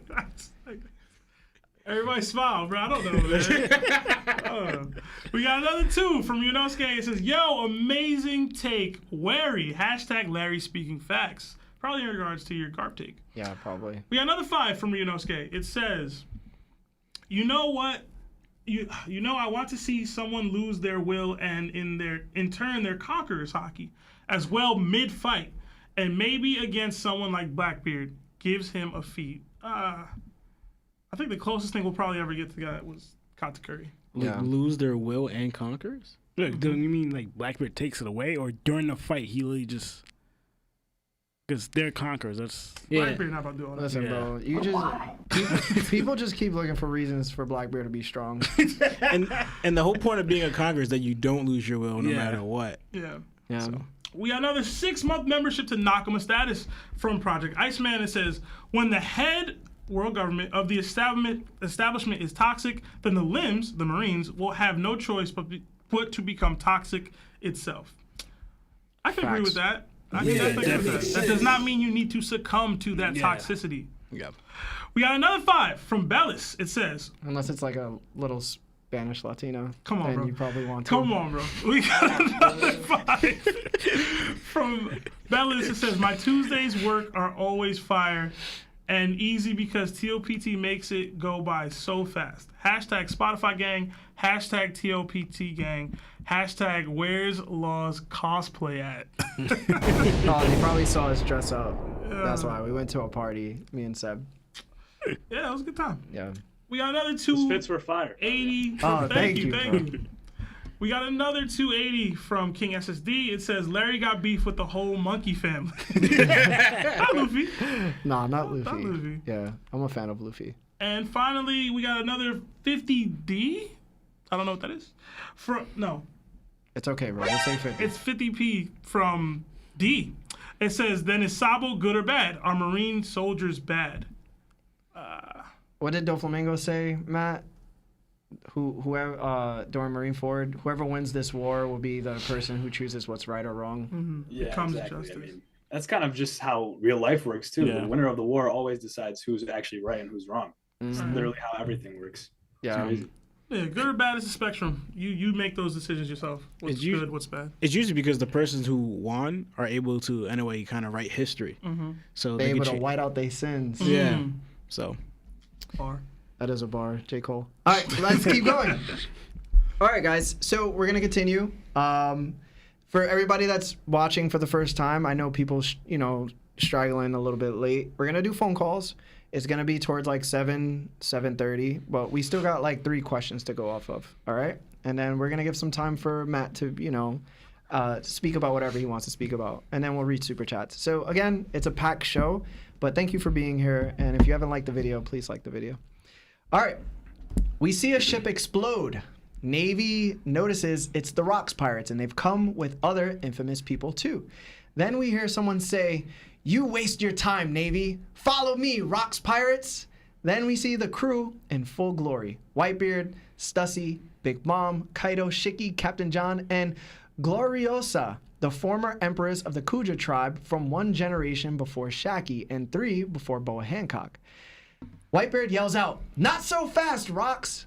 Everyone seems to have their own agenda. Whitebeard says Rocks will lose sight of the goal. 𝘆cie says to Whitebeard to stop acting like the leader. Big Mom says, "Let's just steal what we came for after and just bounce." Kaido says Roger is the last man he'll let, then he gets cut off. Then 𝘚𝐸 says this is the final fight. Captain John says that the idea, and 𝘆𝐿𝐼𝐴 says it's time to settle it once and for all. With 2 other figures we don't know the names of, but they look very similar to people that were on Thriller Bark as zombies in Moria's army. So, starting off with Lionel, what did you think about this specific part of the chapter? Honestly, I got so hyped, honestly. I really did. I thought that panel was really dope and cool. I got me thinking a couple things. I thought the same thing with those 2 guys, too, but because I was looking back at Thriller Bark. Because I'm trying to figure out, we already know that the person that Blackbeard fought. Wan-Shi. I'm thinking of, because the fact that Sengoku named him in Silver Axe, I thought like they're significant that since Sengoku named them with 𝘆𝐸 and like, Big Mom and Kaido, that they're relatively strong and they're the ones who made the big names. We don't know all the Rocks pirates. Like, I had no idea that 𝘆𝐼𝐴 was part of it. Like, until she 𝘠𝐿𝐼𝐴. And right here, like... He said it with the accent. I know. So right here, I think of, like... To me, I think of, like, Whitebeard went first, then 𝘆𝐸. It was like, is this the lineup of, like, in a way, the strongest? Nah, bro. We're not doing that, bro. I'm not doing it. We can't do that, bro. I know. But I'm just saying that the way the lineup is, I'm thinking of, like... Because that's 9 right there. With Rocks, that's 10. Just like how other crews are. Yeah. But... I thought it was this scene was pretty dope. I am assuming that one of them might be Silver Axe, and but again I don't know. Like I never saw the faces because we know that's Captain John drinking. That is Captain John drinking. So that's something like Captain John, then Silver Axe, then the other person they named. Yeah. So I think Wan-Shi is the bottom left guy, and then the guy on the left above him is Silver Axe, because Silver Axe was wearing similar armor. Yeah, because I went there. I told you about the Thriller Bark. I saw the guy that he could actually look like with the long beard and everything, but he's not carrying an axe. He's carrying a sword. But again, I don't know if. Silver Axe could just be carrying a sword. Like he could have multiple weapons. No, that's true. That's true. I don't know, but like I just thought I was curious about that time. Even looking at when 𝘆𝐼𝐴 pretty much because she said she left the seas from because the same thing happened to Boa Hancock. She fell in love with a man, and then she left the island because she was like whatever. They don't say who that man was. Who you think it is, bro? I mean, who was? Oh, I'm not gonna say it. Who was doing that, bro? What? It seems like Rocks. Yes, I was gonna say. I was thinking of that. You think Rocks went to Amazon Lily and just got her? If he's supposed to be his generation's Luffy or whatever, right? Like, why not? He's not. Rocks is not. That's Roger. I thought honestly off this because I was going into like because the fact that Whitebeard right here, right? He says pretty much not so fast. Like who's fool don't give me orders, right? And I was always wondering like how the crew was, pretty much because we know they've been fighting amongst each other, and I always sort of wrote Kaido with Rocks, like he's one of the greats. And I thought one of the reasons why I was telling Lawrence that they all have in common Shanks, Whitebeard, Luffy, and like because Luffy was kind of there but not really, and Oden. That in a weird way they all had somewhat of another conquerors willing to follow them to be loyal to them. If you think about Whitebeard, we had Odin, but he mostly had Ace, and the Ace was really willing to put on his life to fight Akainu, and he hated that Akainu was disrespecting his respecting Whitebeard. You have Rayleigh obviously to Roger. You have Shanks. In a way, he would have had Luffy if pretty much how Luffy was loyal. The same thing to Ace to Whitebeard. Luffy was kind of way to Shanks. That if Shanks let Luffy join the crew, he would be just as loyal to Shanks. And you have Odin, in a way, Yamato. How loyal Yamato is to Odin. Even though they're not fully in the crew, but they show that if they were part of that crew, they have such admiration for that person, shows their loyalty right there. And I was always wondering, all right, all these people have that in common. Whose was Rock's? What can conquer this person that made Rock's great in Kaido's eyes? And with that connection, just connecting them all, that was loyal. I was like, wasn't sure if it was Whitebeard. Big Mom called Rock's a scoundrel, so I don't think it was her. I'm thinking maybe it was actually Kaido himself. That he's the one who actually admired and respected Rocks, and he was also a conqueror. So I'm thinking, I was just thinking because that's what all have in common. That's a pretty cool point. I didn't think about that. And the other thing I was thinking of going into I was going to bring it up a little bit later on, but I might just bring it up now because how the crew is Lawrence. I think Lawrence might bring it up, so I might say that for him. But the whole point that people were saying that Rocks is a Bucky character. I was actually thinking, what if Rocks is a Bucky character? Oh my god! But no, listen. But in a different way, as in he's actually strong, but he's just a Bucky. How Buggy's stupid and he's a gag character and things kind of just happen joke. For instance, Sanji and Buggy have that similar. They're both Sanji's strong, but Sanji in a way is a gag character. Stupid things happen to him, with women and other stuff. Him putting on a woman's suit and dancing and and got transferred to he wanted to stay at a bar kingdom. Stuff like that. How stupid things happen, funny things happen to Buggy, but Buggy's just a coward and weak. Yeah. What if Rocks is literally the same way, but take away that coward and weakness? He's just he's a strong gag, funny character, and stupid things happen to him, but he's Rocks' greatest rival. Is that not just Luffy though? No. Luffy's kind of a gag character. Not really. He does a lot of goofy stuff. He does a lot of goofy stuff, but it's different because he's also the main character. Yeah. That's what I was thinking. And also I thought of being stupid. You have Rocks and Roger, something similar. You have Luffy and Buggy, also similar names. I also thought is Oda doing that? Making Rocks in a way a Buggy character, but not in the way that we thought. Buggy being actually a strong Buggy. That's what I thought.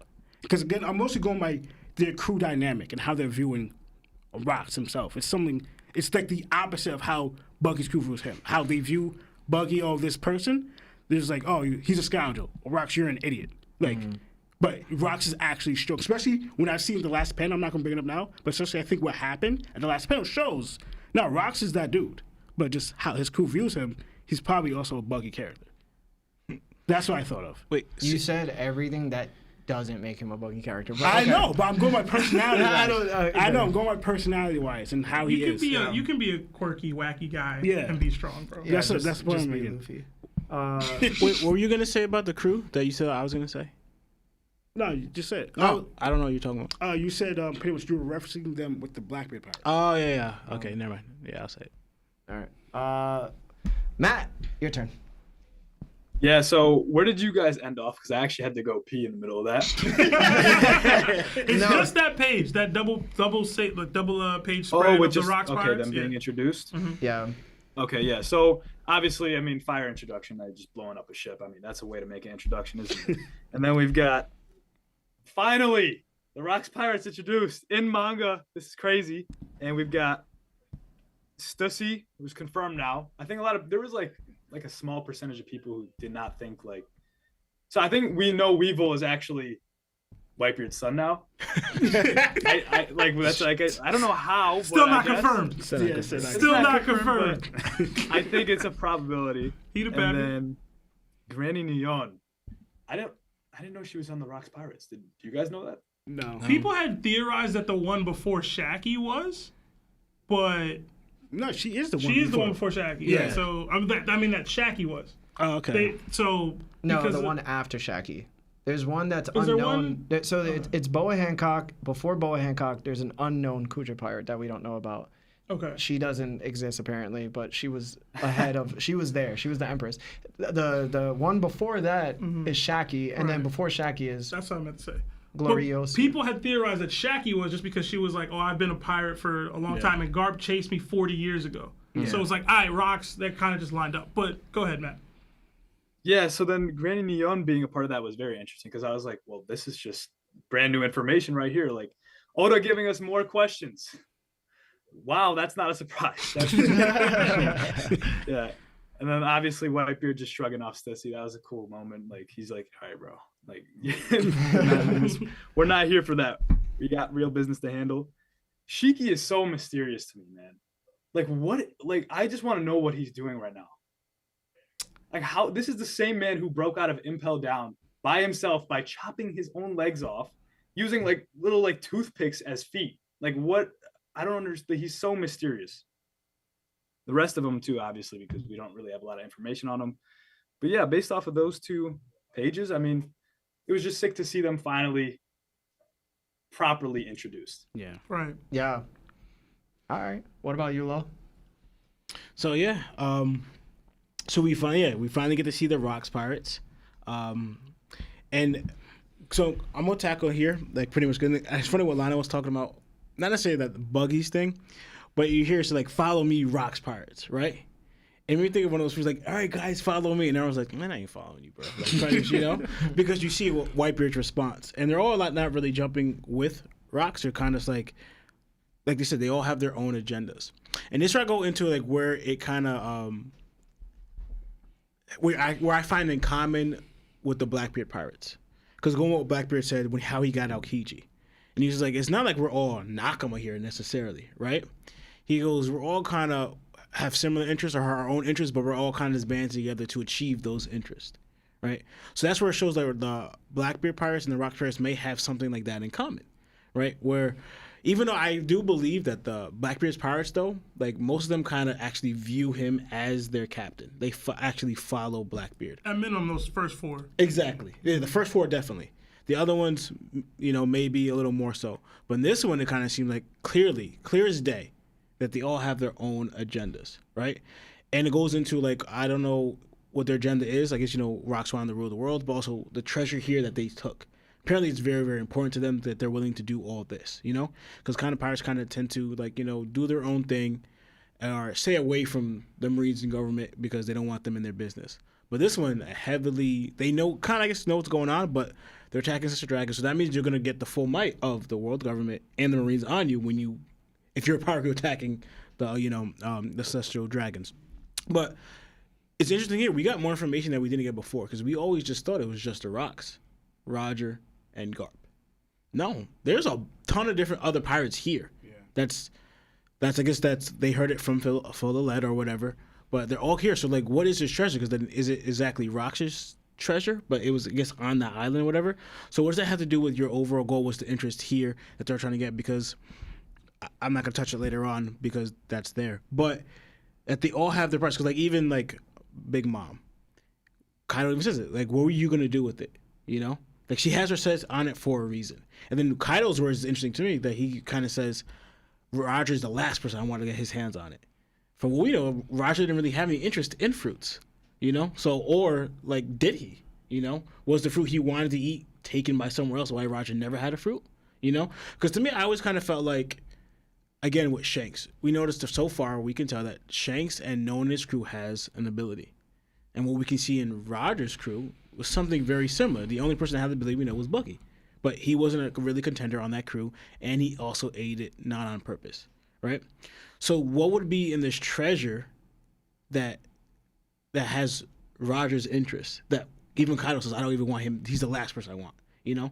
So to me, that grows interest here, like, about what they're going for. And I definitely believe that Gloriosa,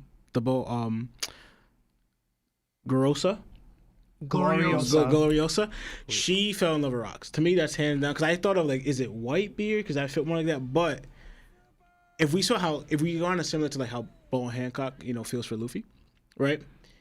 And how she thinks about other women. She's saying this don't make it true, but I don't really see the whole jealousy thing here. And also, too, the reason why is, like, how we saw they call it the love sickness, right? You kind of want to be around this person. Whitebeard was kind of chilling when she was. But if you lost your love, like, because most likely we don't hear Rox so much after God Valley, so most likely Rox kind of ends here or we don't know that, but we don't hear anything after him. And you kind of see they split up, and Rox may end up losing his life here. So that would end up kind of ending your love sickness because the person you fell in love with is gone. And now you're just kind of just standing there with them because every person who caught that love sickness, they're no longer in Amazon Lily. The only one is Boa Hancock, but she's kind of in a way waiting for Luffy, so to speak, right? So it made me think of that. I think the person she fell in love with, and I also go put into perspective of like Rox's character. Like, you know, is he necessarily the bad guy? Like how we kind of all believe, you know? Because it could be just like that. The fact that he's Roger's rival is just because that he's actually a legit rival of Roger, as in, like, you know, for example, I always attack Luffy's generation, that Luffy doesn't really have a real rival of his generation, you know? Like, Kid could have been that, but it's not really Kid, right?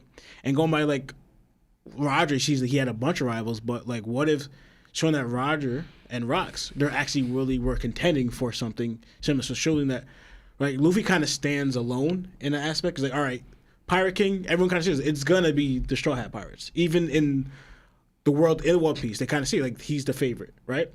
But in Rox or Roger's time, it kind of seems like kind of a toss-up, you know? The crew that Rox had is like, who could really contend with that? And then you have Roger here. He's also something different. So showing that the rival between them was different. That Luffy is, to me, is lacking now. He doesn't have a Rox like that. And I know people thinking Blackbeard, but it's not really Blackbeard because I believe that Rox is gonna be a Conqueror's user, right? Blackbeard doesn't have that, you know. And also to that charisma to like. The reason I also say a rival is because, again, going back to Boa Hancock, it was Luffy's personality, his pure heartiness that kind of got Boa Hancock. To me, that could speak something different about Rox, you know? Is he necessarily a bad guy? Because what we see this old lady later on with Boa Hancock, right? Mm-hmm. Does she seem like the type that would kind of like go for someone who's evil, you know? When she's instructed, she kind of encouraged Boa Hancock to help Luffy, right? So if she encouraged Boa Hancock to help Luffy and to how the way to do it and everything, why would Rox be evil and she would fall in love with that person? You know, so I'm thinking I'm using her to kind of speak for Rox's possible character, which we know nothing about yet. And so yeah, I think that's all I have now for now. But we'll check up. Seb, all right, I'll try to make this kind of quick. Amazing double page spread here with the Rox Pirates. I thought it was dope. Their introduction was fire. Y'all named all the characters and the things. There's two things I want to speak on. A character that y'all didn't name. Yo, Stroyson is here. Yeah. He's here. Ooh. Bottom right on that top panel there. Yeah. Listen, shout out to HG, but the Stroysonism Madara-like figure agenda is back. I still don't subscribe to it. I still think it's stupid, but he here at the minimum.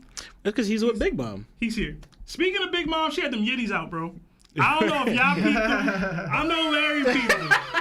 Listen, they there. They there. I love me a prime Big Mom, bro. I do. I like me a thick Big Mom. Oh man. Yeah, y'all brought up a lot of stuff. People. As soon as this chapter dropped, I got so many pings on Discord because, as y'all know, we've went back and forth over whether Rox is a buggy-like character, whether Rox is actually a fraud, etc., based off Parvision's video and my perspective of it. I've always said it was possible. I've never thought that he was, and people use this chapter and this moment with Whitebeard and them to say that this is proof that he is. I didn't see that. It's not. I didn't see that not at all. I didn't see that at all. I saw this as the same way Roger jumps out ahead of battle. Like Luffy. Same way Luffy jumps out ahead of battle in front of other people. Yeah. Name one time Buggy did it. Exactly. Yeah, Buggy ain't doing that. Exactly. At least not intentionally, right? So I think later on, not to skip ahead, it kind of shows why he's not. Yeah. Well, listen, I think the avenue is still there even off this chapter. I don't think this chapter supports that idea at all. Yeah. People just don't know how to read. I was interested in the goal, obviously. What is the goal? It seems as though the Celestial stole something from the island. They're all here. Like Lawrence and you guys said, they have different agendas. Like Big Mom's after the Delphers based on what she does later. and what we know that her and Kaido's history is. Kaido's like, you can't do anything with them anyway, right? So obviously the devil fruits are a thing for that. I agree. Gloriosa's probably just in love with Rocks. I thought it was funny that she was telling 𝘚ષi not to be pathetic because she's like seemingly lovesick over Whitebeard, and then like they're like, bruh, you only here because Rocks is here. Like, what are you talking about? I love the lineup. Lana brought up the 9 for 9, 10 for 10 thing. Like Rocks would be the leader, and then going in line. Yeah. I actually thought the same. It could be very well be in order of strength at this time. Yeah. But Whitebeard, then 𝑚, then Big Mom, then 𝑚 Kaido. showing the Big Mom is crazy. At that time? Yeah. 𝑚's in his prime. Big Mom's still relatively young right now. She's 30 right She's now. 30, right? I feel like there's some Fishman racism going on right now because he's the first one. And then Whitebeard.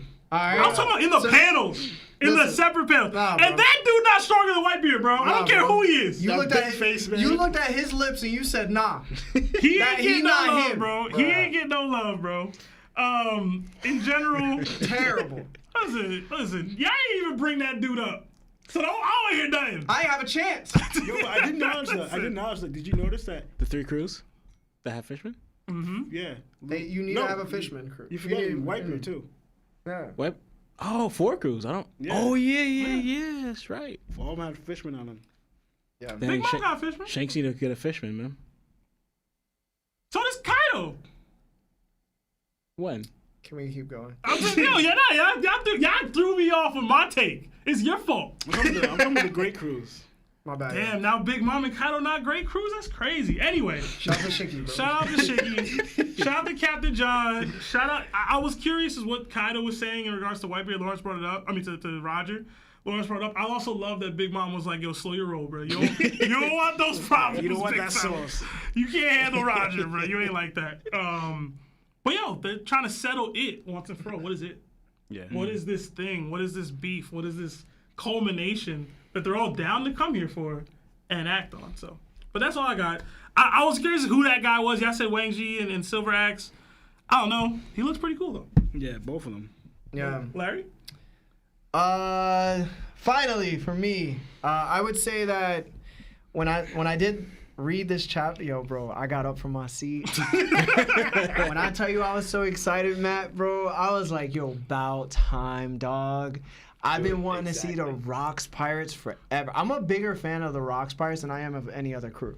Nothing about them. Yo, but the thing is, the things that we did know was that they were the strongest crew out there, ever.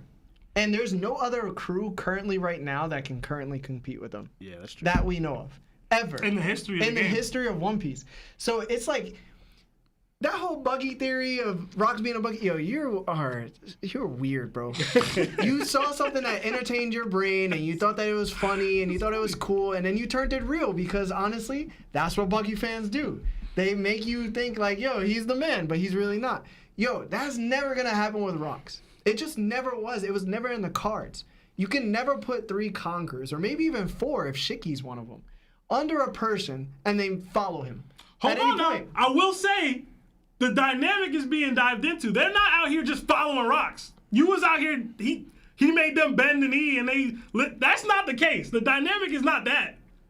It's not that. So I get you. Hold on, no. It ain't no get you. It's not that. It's no get you, Lionel. Whitebeard ain't bend the knee to this man. Sebastian, what's the crew called? Exactly. No, hold on.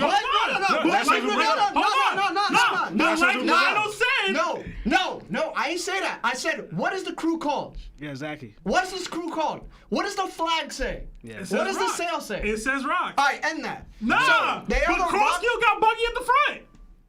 Stuff happens in media, bruh. Yo, Crocodile conquers? No, Mihawk conquers? maybe. Oh, maybe. That's crazy. Oh, come on now. So the point is, it was hard having 1 conquerors on your squad. He got 3, possibly 4. Listen, man. Regardless of how you want to say their power dynamic within the crew is, at the end of the day, he's still captain. He's still, yo, my name is on that sail. Yo, don't act like you're the captain. There's never going to be a time where yo, bro, I'm sorry, bro. You can never tell me that 3 people of that caliber who just constantly fight are not going to want to fight Rocks at one point. Bro. Like, No. never. I'm just talking about the crew dynamic. I don't care about your crew It's the dynamic or crew understanding. dynamic. The crew dynamic says It's not what you said it was. the crew dynamic is if Whitebeard felt like he was gonna bang out with Rocks, he would just do it on spot because he's not the leader. But instead, he went out, he acted out, and now I'm scolding him for it. But I'm definitely gonna probably go after him. If not, I don't go after him because at the end of the day, I can't beat him. Listen, you're placing way too much headcanon into what you're saying right now. Placing way too much headcanon. No, Larry's right, bro. No, yo, you don't know that Whitebeard is out here fighting Rocks or whatever. You don't know that. Okay. I don't know if Roger and Rocks are not fighting. They clearly said that Roger and Rocks might be too much for I us. said Whitebeard is fighting Rocks. It don't even Whatever. if he like bro, the fact is if they truly have animosity towards each other, are they not gonna just try to take each other out? I gotta agree with Larry. I mean, come on. Yo, The whole Yo, it's like, so cat, no. The difference is buggy you're, thing, like- you're switching what you said. This is my problem with it. No, there's no You switching. said Rocks made Whitebeard, 𝘎𝐈, Big Mom, and Kaido bend the knee. This does not say that. Yeah. It doesn't. It doesn't. I always It disagree with doesn't. that, though. I always disagree with that. It doesn't. I never thought that. But That's what I'm but they saying. still follow him. Follow a strong word. But They're no, here. hold on, but they still follow him. Oh man. So Rocks was like, yo, I'm going to go get my treasure back, and what'd they do? They hopped on the ship with him, right? They said, okay. But now, but look, it says we have to be certain about certain things, etc. They're here for whatever reason they want. Bro, you can have whatever reason you want to have, but at the end of the day, if I go, yo, I'm going here, and you're following me because of it, and you want to make your own agendas, cool. But at the end of the day, it's my ship. You giving that's that one little iota you go over, bruh. Yeah, sure. But alright. Yo, Matt, in volume 3 of Roll to Laptail, do you remember what they named Rocks? They named him the greatest foe of Roger, the greatest adversary. yes, exactly. So I don't think like Buggy's not getting that title to anybody. Like nobody's naming him the greatest foe of Luffy. Yeah. Now maybe he'll get Pirate King in the Morgan eyes of might. the media. But, like if Buggy gets Pirate King, it's because of like, bro, come on. This is not even like. Why is this a conversation? How's he got a Buggy character? I just think that it goes so far for people to want to dive into One Piece madness that they want to believe because their characters that they've supported forever have never became anything in the show, but instead they became disappointments continuously. They hope that some of the greatest figures in the show are disappointments. Aren't you an Ace That's fan? how they get that type. Yo, I'm an Ace fan, but I'm not disappointed. He followed what he wanted to do. He wasn't Garp. man. He didn't Weren't not you a do Garp anything. fan? I was a Garp. I'm disappointed by Garp, but that's okay.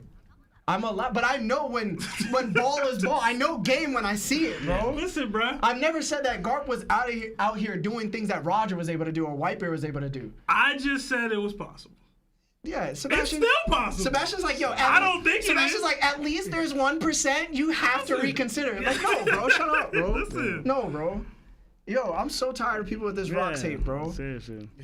I'm so tired of it, bro. And people saying that you're discrediting the characters themselves. You're But discrediting Whitebeard. You're it's discrediting crazy. Big Mom. You're It's discrediting crazy. Kaido and all that. He'll discredit Rocks, but he'll support Marco.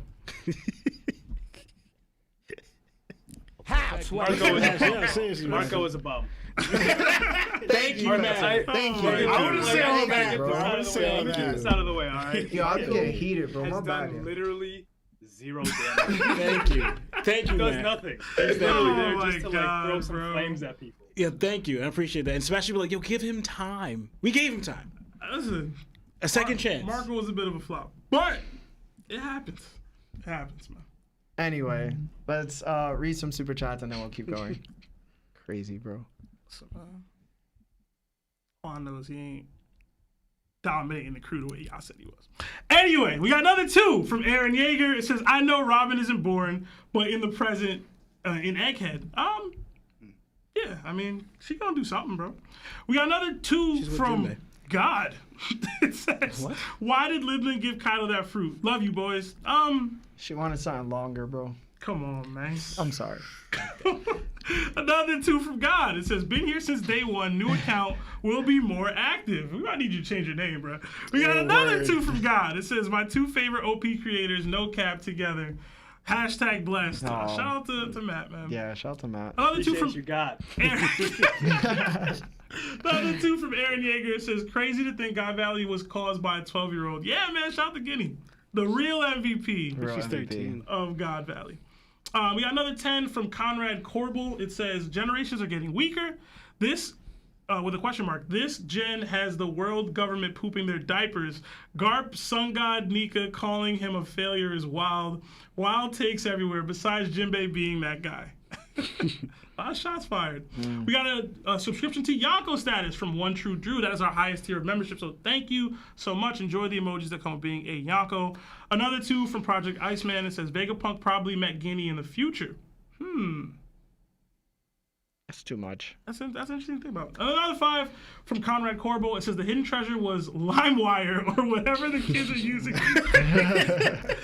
That way they could be the pirates of the internet and not just of the seas. That's great. Matt, you probably too young to know about LimeWire, bro. But it was great. You guys keep talking about things that are just not even. Listen, LimeWire was the God Valley of the internet, bro. Back in the day. We had another 5 from Chris. It says, why does everyone keep disrespecting people who use hockey and no devil fruit? For example, I know Fex hates Shanks, but the odds are against them. Speak for yourself, man. I'm just like, no. Okay, first of all, the hatred of Shanks is like, it's rooted deeply, all right? Basically, he ruins a lot of my videos, okay? Other thing is like, when people scale him above Mihawk, I'm just like, bro, can you not, like, just, what does world's strongest swordsman mean? That means anybody who holds a sword, you're a Mihawk victim. That's just how it works. Sure. Okay? Sure. It's just how it works. I don't care. Yo, Matt. I know King. Yeah, I know. I was going to say King, like, he's not really a swordsman. Yo, Matt, this whole panel right here wholeheartedly disagrees with you, bro. I'm sorry about that, but we do. Yeah. I love how you try to bring the title up. So, Matt, let me ask you a question. Was Whitebeard the strongest man in the world, Marineford? They let him keep it because he's an old head, bro. They right. wanted to let him go. Hey, Matt, was Garp truly the hero of the Marines? So what you're trying to say is titles don't mean anything. I just need to know, was Kaido truly the strongest creature? I feel like, yeah. Oh, the Kaido one, I don't know. I think he genuinely was. I think so. If Emu's a creature, he's supposed to be. Oh, I mean, so. Yeah, but that's like nobody knows about Emu. Oh, nobody knows about Emu. I guess we don't know about Mihawk either, then, right? So, I'm just Kaido saying. is the strongest creature, and Mihawk is the world's strongest swordsman. Do you think being a swordsman's like a specialty type of thing? Like like I could fight with a sword, like it's specialty? No, I understand what you're saying by that. Yeah, I've heard that argument before. So my take on it is like, if you're a sword, like if your main attack weapon is a sword, I would consider you a swordsman. Like I understand it's also like a skill. I understand that, but to a certain extent, like what is Shanks? We've never seen Shanks fight with anything but a sword. I mean, to be fair, we don't really have a lot of screen time with Shanks, but like his main attack weapon is gonna be a sword. Let's keep it real. So when people say, and we all know they dueled against each other. And what was that? Like there was a quote. It was like, yeah, I would settle. Like Mihawk was like, yeah, I'd settle this with you, but you lost your arm. And then Mihawk, of course, Shanks is like with his snob remarks. He's like, yeah, I can still take you, buddy. And I'm like. So you think no, bro? You think Roger was a swordsman?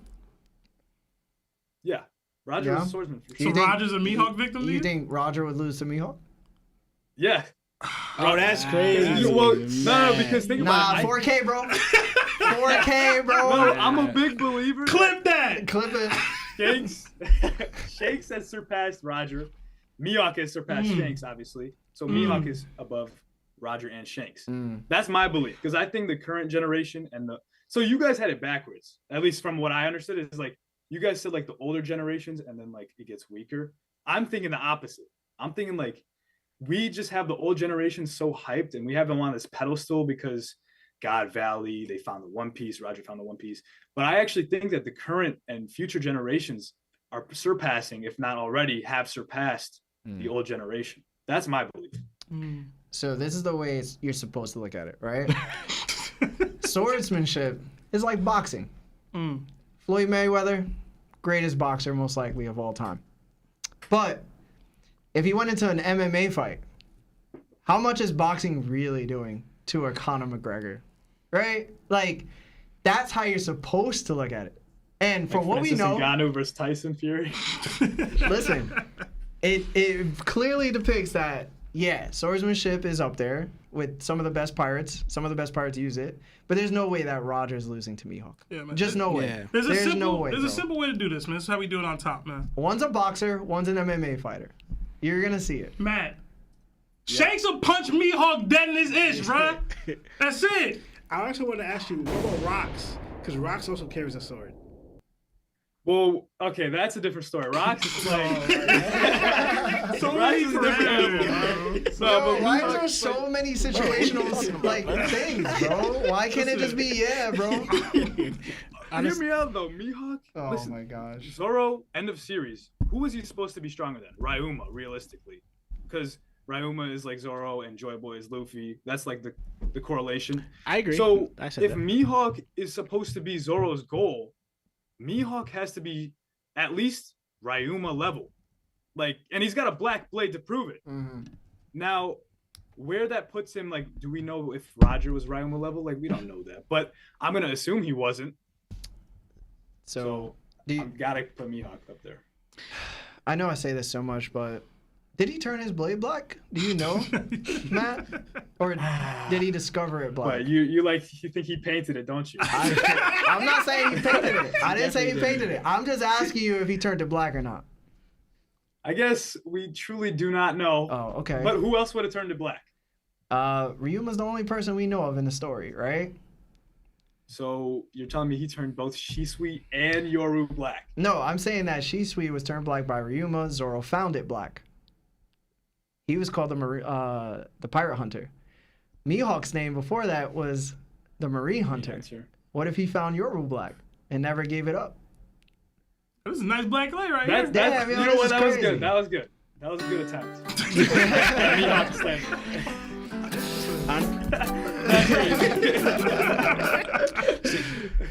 I just want to say something, right? One, they kind of classify what a swordsman is, right? Because Zoro said, right, for him to be considered the world's greatest swordsman or on his path to becoming the world's greatest swordsman, he cannot lose to anyone who calls themselves a swordsman. Exactly. Right? So you got to kind of have that title yourself, that you are a swordsman. And we see Joel's not really facing many people that actually call themselves swordsmen, right? But notice that he said he cannot lose, right? So now we have Mihawk, who's been in the game for a while, right? And he's been hunting Marines and stuff like that. And the Marines or the world government probably gave him this title. But we could think about it simply, from the time that Mihawk started being a swordsman, right, until now, he has not lost against people who call themselves swordsmen. And if he was hunting Marines, a lot of them could be just Marines, right? The reason I bring this up is because he drew with Shanks. He didn't beat Shanks at all. Ain't even beat him. Preach. He With didn't the beat him. sword. Yeah, Preach. with the Ain't sword. even win that. So now you think about it. If he even has that title beforehand, let's think about it again. If you have a title and you draw with someone, do you lose that title? No, because you drew. You keep the title, right? But this is also when they fought when they were young, right? And then for them to fight again, he doesn't want to fight Shanks anymore because Shanks lost his arm. But also, too, we think about it now, right? What we're seeing more of, like, we know that what runs the show is hockey. When we see what Shanks' hockey feat's doing, yeah, we haven't seen it from Mihawk yet, but from right now, it's not showing that we might even see it from Mihawk, right? I do believe Mihawk blackened his blade because of the way he explained it to Zoro, right? But either way, from what I'm seeing with Shanks-wise, is that Shanks is a conqueror, and his conqueror is probably one of the top in the game, that Mihawk's not really showing that because, again, even if you put it in any conqueror situation, I don't see them doing what Mihawk does with the whole Buggy situation and, like, kind of like avoiding certain things. Like, Mihawk says he's not trying to fight these people, right? Listen, man. What Lawrence is trying to say in a long form, that Mihawk had 13 times to cut Luffy and only cut him 3 That's times. not what I was Alright? saying. He That's jumped not on what I was all. He put all 4 limbs on one sword Oh, in man. order to cut and missed. Alright? He was trying. He couldn't even cut Jozu, bro. We done, bro. Let's continue the chapter. I know. I got a good argument for that, bro. Listen, we Come gotta on get now. back into the chapter, bro. We gotta get into the chapter. We man. got Roger panels. Y'all arguing about All I Mihawk, gotta say bro. is a true swordsman only cuts what he wants to be cut. Okay, Oh, you- that's it. Oh, never So mind. I guess he chose not to cut Luffy. Pre-time skip. Well, you cut him though. Wasn't trying to cut him. Oh, the Jozu one. All right. Jozu. The Rocks Pirates. No, I already read that one. My bad. No. Wait, did I mess up? Oh, no, I'm on the right one. The Rocks Pirates land on God Valley. Celestial Dragons are upset with their interference. Everyone's unclear on how this information got out. The Roger Pirates also arrive. Roger says it's been a whole year. Do they know how he's felt all this time? Garling tells them to pull back and the sailors, and to have them guard the Celestial Dragons. The Holy Knights will handle this. Citizens don't know what's happening. Some Navy believe since it's Rocks and Roger, it's too much for them. Then Garp arrives asking where Roger is. Kuma and 𝗏𝗏𝗁 find both fruits Ginny mentioned, and out of nowhere, Big Mom takes the dragon fruit from 𝗏𝗏𝗁. He tells Kuma to eat his fruit, and that will be them winning. So he does. Saturn then appears and snipes Kuma. Saturn realizes he's the Buccaneer boy. He tells them due to history, his only options were slavery or his passing. So Kuma asks if he's important. It doesn't make sense that he's born important, and there's no reason to be born a slave. If his power lets him help people, like Nika, then he'll do everything he can. Saturn replies, that's why you people will vanish for good. Then we leave God Valley, hearing Rocks say, wait, and out of the way, Roger. That's it for the God Valley flashback. What did you guys think? And we'll start with Matt. Yeah, so first thing I want to get out of the way is, okay, I want you to look at that panel with Figureland Garling, all right, and then the other God Knight. And what is that in the back? Are those 2 God Knights standing back there, or is that like a goat? I think it's somebody with a ram helmet. It could just be a ram head or skull, but I think it's somebody who has like a ram like helmet on. And I was very confused by that, but I couldn't tell if it was like 2 different people, like, and it looked like a head shape, or I don't know. Either way, it's not like we're gonna get to know them anytime soon. That's true. But yeah, the Rocks Pirates, Roger Pirates finally arriving. The God Knight's there. Garp shows up. I mean, this is the chaos we've been waiting for, isn't it? I mean, God Valley is gonna finally happen, and then we get blue balled. Come on, bro. Like, come on. I mean, we see like on that last panel, it's like the clash. We made it to that part, right? Yeah. Mm-hmm. Yeah. So that clash, obviously, we see Conqueror's lightning. I'm pretty sure, and then before then, we're seeing Kuma, and he's referencing Nika again, which is then interesting because I've heard a lot of things like how, you know, how when Kuma first met the Straw Hats, he not only knew that Luffy was Monkey D. Dragon's son, is it possible that he also knew that somehow Luffy was 𝗎𝐽? Like, could he just tell? Because then he also ends up saving them on Sabaody, sending them all away different areas when he could have just let them die. And most people attribute that just to purely the fact Luffy is Monkey D. Dragon's son. Well, what if there's that element that, you know, he knew somehow he's 𝗎𝐽? I mean, we don't know much about the Buccaneer race. Maybe there's like a way to tell. And I think that was very interesting. All right. So, yeah. Seb, we got an hour left, guys. Yeah, I'll try to be as quick as possible with this. Roger was talking about something that's been a whole year. Don't know what that is. It seemingly was something that went down with Rocks. I might have a clue. It might be that he went to Lone Star a year before. That could be what it is. Yeah. People were theorizing that, I think I even put in the Discord that Rocks beat Roger in a Davy back fight a year ago, and Roger hasn't gotten over it. He's just salty about it. It's Roger's nature to be mad at something like that. And for him to lose a fight, people were theorizing that like Rocks has like the luck fruit, and that like he's able to come out on top of stuff. I thought that was hilarious. Rayleigh's saying this is gonna be a wild one. Rayleigh's absolutely right. This is like the peak of the pirate game right here, and we just fighting them. It's just us. I liked 𝐷𝐵𝐻𝐪, no special privileges for the captain, Roger. I thought that was funny. Shout out to Sunbelt, because I'll shout him out here before I miss him, and you try to say I'm racist for that. Shout out to him, man. Top 4 of the Roger Pirates, just like the top 4 of the Straw Hat Pirates. I like Garp coming in. Top 3. Top 4 of the Roger Pirates. I like Garp coming in. You know what I mean? Where's Roger? Them just coming in hot. My boy Bogart in there. You know, it's been a hard journey, bro. It's been a long journey. At least he's here. He here. You know, at least he's here. I don't know who he fighting, bro. I don't even ask me, bro. Big Mom swooping in and attacking Kuma and Ivakov was funny to me because again, why is she targeting these Delph fruits so much when she already has one and she's clearly like proficient with it already? Yeah. Kuma running away and eating, like I thought that was dope. Like him telling him to just run. Ivakov saying like, "Oh, eat it and we can win." And then Saturn, yeah, this is why I hate celestial dragons, right? Like, or just these people. You got literally Big Mom here, right there. Yeah. One of the strongest. Yo, you want to do something about? I thought the same thing. Yo, now let me attack this little kid because he eating a fruit and he a buccaneer. Bro, you got a real op right here. And I did like this interaction though. The speech with the whole, you know, are you someone important? I don't understand how somebody can be born important and somebody can be born a slave. I don't understand. Like, he can't understand those words. And then him saying, if I'm going to have this power or whatever it gives me, I want to use it to be like Nika.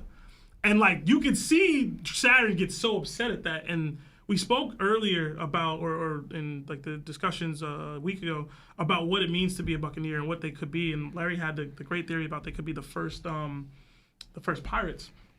Now, in this, it seems, at least in part of it, why they're so hated and why they needed to be wiped out is because they have knowledge of Nika and it's been passed down to generations and generations, and they want to eradicate even the thought process of Nika. So it's like, that's why you need to be punished. That's why your people need to be banished for good. So as far as the little Rocks and Roger thing, there's definitely a Conqueror's Coding clash in there somewhere. Whoever's scrapping is scrapping. Wait, Rocks, out of my way, Roger.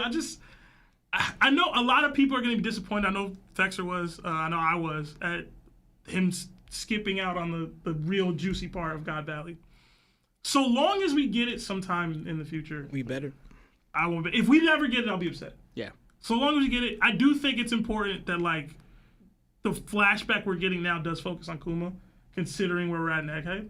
That just makes narrative sense with like the plot of the story. I was trying to see more of God Valley though, just a little bit more, man, just a little bit more. But as long as we get it, I'll be all right. That's it for me. All right, Lionel. So I was crazy, super hyped to get confirmation of the Roger Pirates actually being here. Because some people, you know, we all kind of thought like, the silhouette the first time we saw it, it was just Roger and Garp.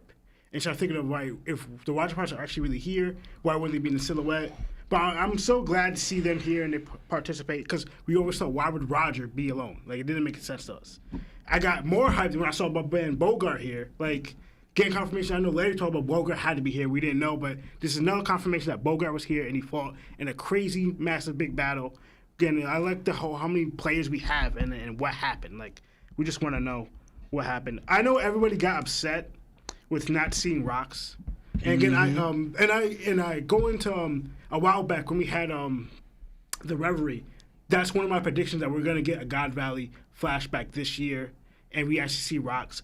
I was partially right that we did get it, but I did thought of two things: that this flashback is focused on Kuma, not Rocks.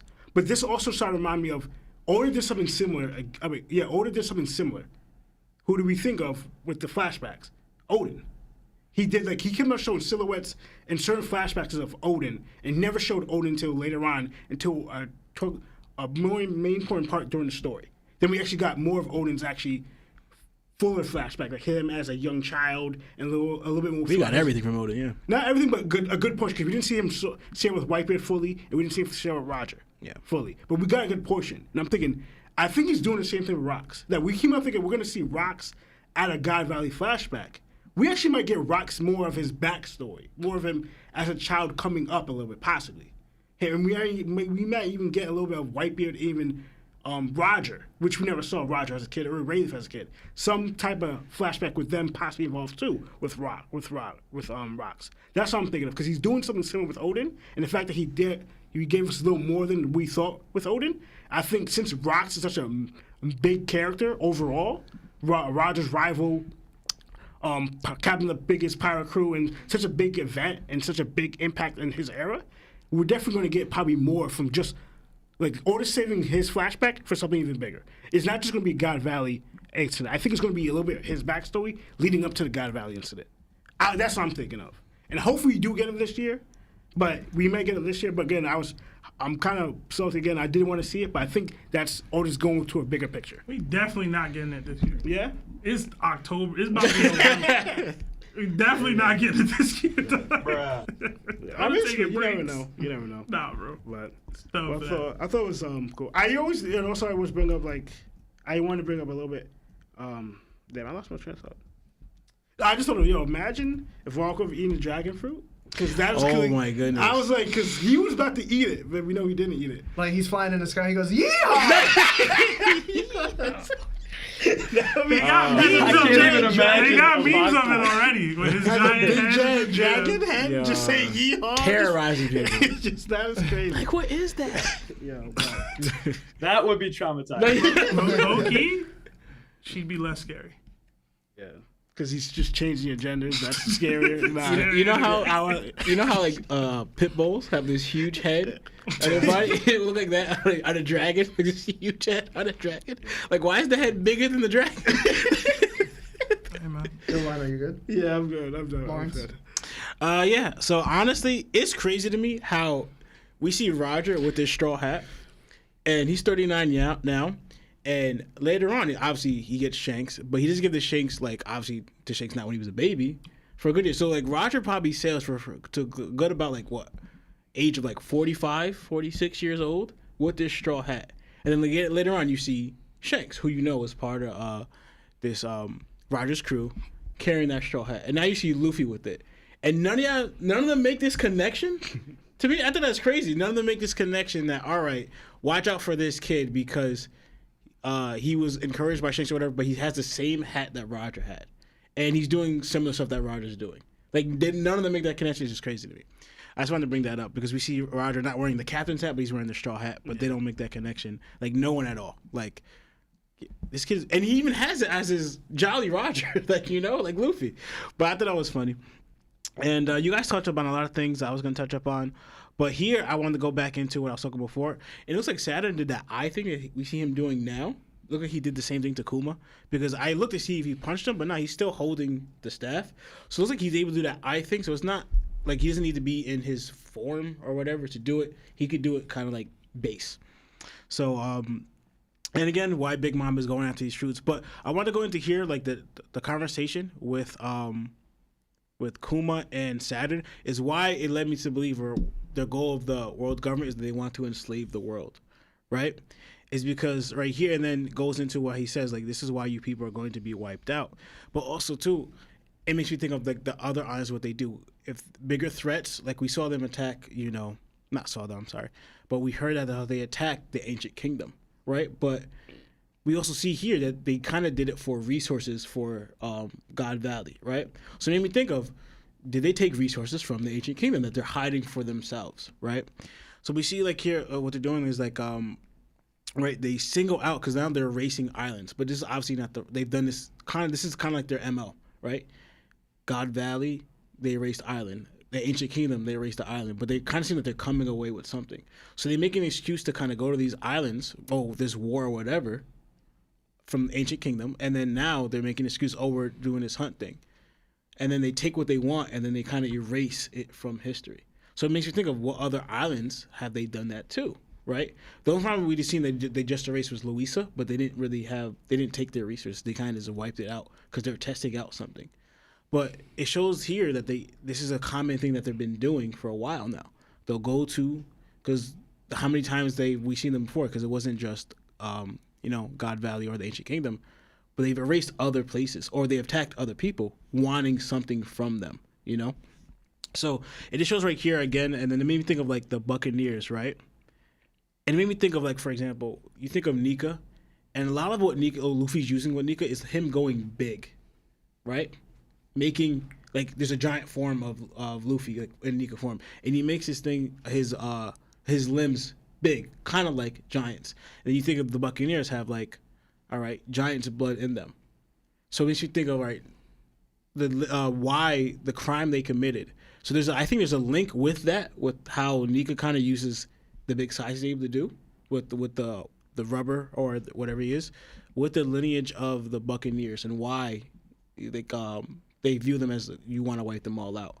I'm not saying that Nika is a Buccaneer, but I kind of feel like there's some type of link. Because also too, again, like going by Matt, what you were saying, that this thing, I said it before, is that why were the Buccaneers able to hear the drums? Like they know the beat of it. Maybe hearing it because we haven't seen them hear it, but they know the beat of when Luffy goes in Gear 5. That beat where we saw even Momo, who's able to hear, who has the voice of all saying, not able to hear, and no one else really hear it. The only person we heard hear it was Zonisha, right? But yet the Buccaneers know the rhythm of it. So I think there's a link between them and why Nika's able to change his size into like a giant when they have giant's blood. Yeah, man, I ain't got much to say. I'm just glad finally that it has been proven that it wasn't just Garp and Roger who defeated the Rocks Pirates. I'm so sick of people, bro. Like, it's one of my pet peeves when like people just don't get things and they go, Larry, you got L takes, and then I'm like, yeah, well, you obviously don't understand the story, right? Like Roger and Garp could not have just taken out the Rocks Pirates the way they are. Rayleigh was there, Gabon was there. Garp brought Bogart. He brought the whole squad. Sunbelt was there. And all these guys had to take them out. And plus, there was Garling. There was the Holy Knights that were there. This is what was needed in order to defeat a pirate crew like Rox's. That's really, at the end of the day, what it was. There was joined forces, for sure, with people that didn't want to join forces, and they needed to because Rox and crew was there. If y'all couldn't figure that out hundreds of chapters ago, I don't know what to tell y'all, bro. Maybe you should listen to me a little bit more. I think that one masked guy that's in the Holy Knights might be a CP agent that just climbed the ranks to a point where like Lucci might have been able to reach.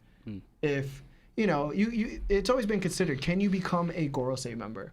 Like, is it just possible to become one? We don't know, but it's possible that you could probably rank up or like dive further into promotions. I don't know, but those are the only people we've ever known that wear masks. I'm surprised nobody brought it up. I was gonna save it for later, but Roger looked like Ace. He reminds me of Shanks more. He reminds me of Shanks. I see Ace here, bro. I see Ace. Yeah.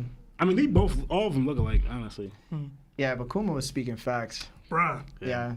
Guys, we have to go through this final question. All right, so give me a second. All right, so we head to Sorbet Kingdom within the South Blue. Ivakov says the only story out of God Valley is Garp's heroics, nothing else. That Morgan's writer is such a hack. They don't know what happened on the island after they left. Kuma's praying in a church and saying he could have saved more people. Ivakov says, chill, bro. You saved like 500 lives. Ginny starts crying while saying she's grateful. Ivankov saying Kuma now has the hands of liberation. Yeah, he'd be catching. People want to catch those hands. Ivankov says Kuma's family ran a church and explains so much about him. Ivankov is setting out to sea, and Ginny decides to stay with Kuma. Ginny says she's 4 years older and will take care of Kuma after waving goodbye to Ivankov. Kids start bullying Kuma, and Ginny beats them up. Kuma goes to heal them with his powers, and the kids become fans of Kuma. Ginny and Kuma eat food at a table, and Ginny finishes before him. So Kuma offers his plate, and she eats it too. Ginny stares out the window and asks Kuma when he became a slave. He says at the age of 4. She yells out to me too, and she says, I'm so full, Kuma. I'm so full. Then turns around and is bawling from happiness. Kuma immediately starts bawling too, telling her not to cry, and they live in their happiness. Tell me how you guys felt about reading the ending of this chapter. And we only got 15 minutes left. Law. Honestly, I like that a lot. Finally, they escaped from this and showing like how much they were going through, but just being full is a satisfaction for them. They being slaves, they weren't able to eat to satisfaction or being full, so it's a new experience for them. This is definitely 100%. I think Bonnie's mom, like she got her eating habits inherited from her mom, because you're seeing how much she's. I think one translation too, it doesn't say it here. He legit calls her a glutton, right? So it made me think, obviously Bonnie's mom here, and this living happenings, and also too, I think is they're showing us something here by calling, where Ivakov said about Kuma's palms. You have the hands or palms of liberation, right? Because you think like he could kind of do a lot with it. He could send people free by sending them away, but also he could free people from pain, because he could pop that right out of them. He could free them from sadness, because he could kind of pop that right out of them. So I wonder what's more about this ability, because why was it in the chest? Hopefully we get the backgrounds of the abilities, but I'm not gonna take too much time. But yeah. All right, Sam. Yeah, I'm trying not to take too much time with this either. Kuma praying is a nice callback to him having the Bible. Mm-hmm. And he's always had that Bible with him. Apparently, they ran a church. They're very religious. I know that his motif, or even his the walking Buddha statue that he's based off of as a child. I like the callback to that in this. The Hands of Liberation was fire. I think that's just a dope title. Like that's a dope name for. Like I hope he has an attack called that. Ivakov leaving and Kuma saying, "For as long as I live, I'll never forget your face," was interesting, because I don't know if y'all remember how mad Ivakov got that Kuma could not remember his face at Marineford. Like, yo, how could you not remember me? Because obviously they went through this ordeal together, and then they become Revolutionary Army members and elites together. So they have a long history. But I thought that was a nice callback to that. Like, yo, how could you not remember my face? Yeah. The two kids that are throwing the stuff at Kuma and that Guinea ends up beating up, I'm pretty sure they become members of Bonnie's crew. Yeah. They look like the two people that are on her crew, that are like looking after her a little bit. I wholeheartedly believe that Guinea is her mom, is Bonnie's mom as well. Mm-hmm. And it just, for them to start as negative as it was with this flashback with Kuma's life, for it to get to this small period of peace, because obviously more is going to happen to him, but this small period of peace is dope. I also thought it was weird. I thought the him saying that he became a slave at 4, I thought he was, as soon as he was out of the hospital, I thought it kind of went down. Yeah. I guess they had a little 3-4 year gap where he was an actual regular child. So. He was kind of grown when he finally got. I thought he was just big, bro. Yeah, okay. I thought he was like just that big. I thought he was just big, bro. Yes. I mean, Giants, but maybe. Yeah, I thought he was just big, but that's it for me. Yeah, Lionel. I'm gonna be really quick. It was a really touching moment seeing Kuma, like you said, this happy, honestly knowing his tragic story, but it also makes me of how much different Kuma is when he's a child until now. Like, because Bonnie remembers Kuma being a happy, smiling person, but when we first saw Kuma fill a bark, and from now on, he never smiles. We don't see this expression, happiness, on his face at all, and that's even before his mind is fully wiped. So just like, and plus, he's known as the tyrant. And this here, he's not even propaganda though. True, but he's showing the title. It's another fake title. Yeah. No, I definitely believe it was a fake title, but going by his personality. Because going by his personality, like he could beat up these kids, but he's letting these kids beat him up, then he healed them. Yeah. You see that, but he's doing this to Zolo. So just like there's a big difference between how Kuma is, especially with Bonnie and him being the king of this kingdom, to how he is as a Shichibukai. And it's just like, and this adds more to like, yo, what happened to you, Kuma? Like, we already know you have a backstory and you got happiness with your wife and your kids, but what changed your personality so much so now you don't smile, you're serious, and you're more like, your title is probably fake, but you're showing more tyrant attitude and personality-wise. So just like, yo, like, and you just gotta feel for Kuma. Like, he might have the worst life and backstory of all time in One Piece. I don't think we're there yet, but we getting there. Yeah. Okay. Matt, your turn, bro. Yeah. It's nice to see Kuma's arc finally somewhat in a positive light, but as we all know, I mean, come on, he's going to end up becoming known as the tyrant, even though, yes, it is a fake title. And we know his life is definitely not going to end up as well as it is right now. The one thing I will say, I actually don't think Ginny is Bonnie's mom. I think that Bonnie is a clone of Ginny, and Ginny is actually Luffy's mom. So, because let's be real, Kuma does not have Riz, okay? What you mean? No, he's rizzed her up several times in this chapter alone. No. Come on, bro. What you He does mean? not have Riz, bro. That's crazy. That's crazy. And what happened is Monkey D. Dragon was like somehow introduced to both Kuma and Ginny when they're older, obviously. And Dragon and Ginny had Luffy. Bonney was cloned from Ginny, and Ginny ended up dying, probably somewhere within the lines. And that's why, probably another reason why Dragon hates the Celestial Dragon so much is because Ginny was a slave. Kuma most of his revolutionary army was former slaves. So I think this actually I think Ginny is possibly Luffy's mom. That's the biggest takeaway from this. I just don't like that. I've seen like Guinea is actually Bonney with her memories removed from Kuma. I've seen that. Wow. I might vibe with that more, but overall, I don't know about the Luffy's mom. I don't want to see Luffy's mom, bro. I don't. I'm good on that. She Well, be the aight. cloning thing kind of makes sense though. And too, stop 'cause cloning remember, like, everybody, Matt. We got enough clones, man. No, but like the Bonney thing, Bonney being cloned makes sense. Just like Momonosuke, how he's a pink dragon, and like Vegapunk was like, "Oh, that's a failure." Like, what if Bonnie's just a failed clone of Ginny because it's a failure because her hair is pink? It's possible. That's all I'm saying. Yeah. Oh, man. Yeah. Larry. I don't know. Yeah. So, I mean, it was cool. End of the chapter was nice. It's interesting that Kuma's family happens to be people of the church, religious people specifically. Just because, I don't know, maybe it translates to the Buccaneer people. Maybe they were a religious people. Maybe they thought like their god was Nika, and they, you know how devil fruits themselves happen to be created from belief. So maybe the Buccaneer people kept a belief of Nika alive, the rumors of Nika, and made sure that he never truly disappeared, because if the thought process or belief of him did disappear, then the devil fruit probably disappears. I don't know, maybe something like that. But other than that, they created Nika? They could have, yeah. That's actually it. The Buccaneers created Nika, and that's their sin that they... Might have been. That actually makes sense. But I think overall the chapter was phenomenal. The ending was very nice, and I really wonder how much Ivakov created the Freedom Fighters. Since he was the first one to set sail and had these grand ideals, and clearly was a great leader. So it was nice to watch, but I really enjoyed the ending, and I hope we continue to see something from Kuma that just makes us fall even deeper into his character, that makes us love him.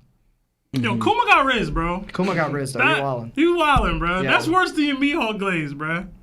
That's crazy. All right. Kuma does not have Riz. So, guys, before we get into phone calls, this is what we're going to do. We're going to read off as many super chats as we can. That's sponsored too. First, we're going to go to sponsorship. So, sponsorship, then we'll get into as many super chats as we can, and then we're going to take phone calls. So, make sure you stay for that, and please like the video if you haven't already. Marv, if you can. This episode is sponsored by BetterHelp. Have you been struggling lately? Maybe having difficulty sleeping, struggling with a relationship, or suffering from low self-esteem? Listen, I've been there. We have been there. If so, then today's BetterHelp wants to help you. BetterHelp offers licensed therapists who are trained and here to help you out. Talk to your therapist in a private online environment at your own convenience. There's a broad range of expertise in BetterHelp's 20,000 therapist network that gives you access to help that may not be available in your area. You just fill out a questionnaire, and it's as simple as that, guys, to help with your specific needs and then get you matched with a therapist under 48 hours. After that, you schedule a secure video or phone session. Plus, you can exchange unlimited messages, and everything you share is confidential. We signed up for different reasons, and to be honest, it's legit. It helped us out a ton. You can request a different therapist at any point with no additional charge anytime. Join the 2+ million people who took charge of their mental health with an experienced BetterHelp therapist. This offer goes out to all our That One Piece Talk Nakama. You get 10% off your first month at betterhelp.com/TOPT. That's BetterHelp, HELP.com/TOPT. Thanks to BetterHelp for sponsoring this episode. We're back. That was mad funny. Bro, I was so like I could hear like both things going on. I could not even compute what was happening. I only got that one message and Marv was like, he can't hear us. So Sebastian was like, bet. I won't get into what I said, but I apologize. Anyway, we got 2 from Chris. It says, and no hate, but I know you, Larry, also diss Mihawk. Yeah, you be dissing Mihawk sometimes, bro. Yeah. We got another 2 from Yonosuke. It says, you know how I feel about Bumbeard, don't even, Larry. I'm hoping it's Blackbeard with Yonosuke with that. Another 2 from Dead Kirby 22. It says, really wish Bullet would be canon. He'd wash Blackbeard. #fraud. That'd be an interesting fight. We got another 2 from Jonathan Owen. It says, thanks for making the drive to work bearable. Oh, yeah, thank you. I appreciate the kind words. We got another 8-month membership to 𝐽𝐻𝐿 status from our guy Joy Boy Mark. It's been a minute, Mark. It says, yo guys, hope everyone is doing well, and I had a realization that some of the kids that Mother Caramel sold to the world government might be Holy Knights. Could be true too. Maybe. I feel like you gotta be a celestial for that, yeah.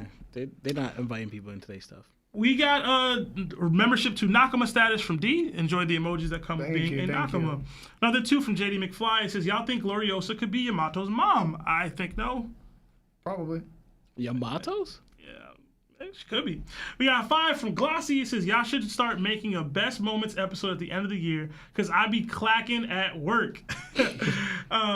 Cackling at work. Love what y'all do. Hearts. #Larry looking crispy. #Emu Gang. Emu Gang is a wild hashtag. Yeah, seriously. Yeah, that's a wild hashtag, bro. It's like you condone. We got another 2 from Jared Pettit. It says, Larry, quit hiding that big old dome. #best podcast. Yo, Matt, you laughed a little too hard. You know what's funny is I only recently realized you were bald, bro.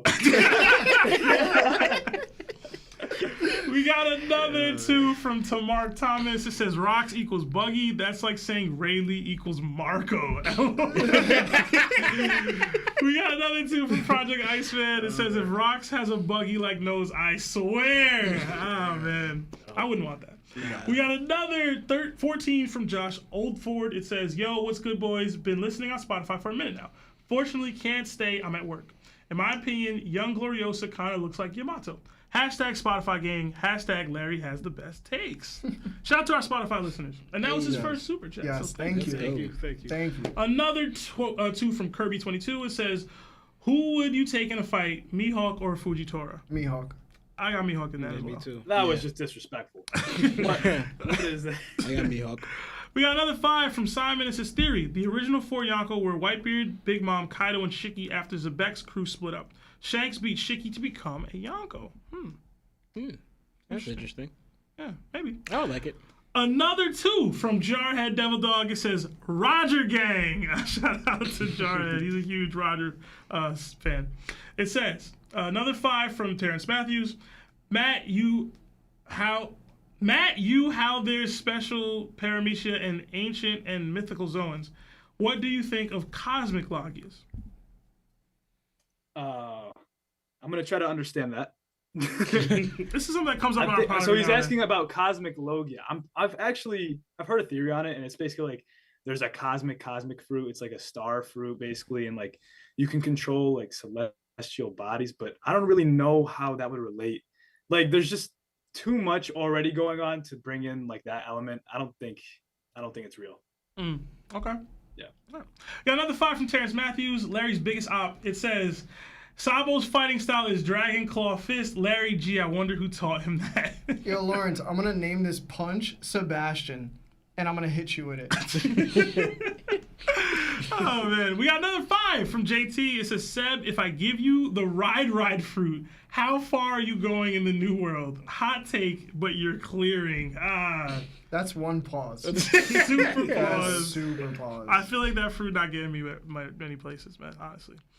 We got another 13-month membership to Yonko status from our guy, Strahd the Mod. It says, I got 5 on it being Kaido so she can be Y-Bro's mom, but the smart bet is Rocks. Probably in relation to Gloriosa's love interest. Yeah.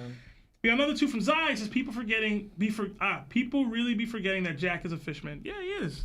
We got another 10 from James Hudson. 10 gifted memberships from James. Thank you so much, Pig. W's in the chat for Pig. We got another 15-month membership to Yonko status from Pig. It says, much love, y'all. Hashtag Larry has bad takes. Hashtag Sims for Seb. Hashtag Lionel isn't real. And hashtag Law has a cult. I wonder if he has that copied. And like, he just There's no way he's typing that out every time. Yeah, he has to copy and paste that. We got another 5 from Penny. It's just a bunch of magnifying glasses. Thank you, Penny. Thank you. We got another 2 from James. It says, hashtag Buggy Gang. Thank you so much, Pig. We got another 20 from Q-Scale. What up, Q? It says, Big Mom got Fishman Kid, Whitebeard Commander was a Fishman, and Jack a Fishman. Luffy got Jinbei. Shanks is confusing because the fodder is always switching out because currently he has a mink on his crew. Hopefully I can call and say. Yeah, I mean, maybe. I don't know if Shanks is a Fishman. That's why he's not the chosen one. We got another 5 from 5-month membership to Nakama status from Anthony. It says, I mute Larry's rants to imagine what he's ranting about. Damn. So mean. Just pop it out your mouth. So mean. I don't know. We got another 5 from Travis. Is Larry gonna take the beanie off? Gonna take that beanie off, and that dome gonna be steaming. I think that was earlier when I had you heated about Rocks and buggy stuff.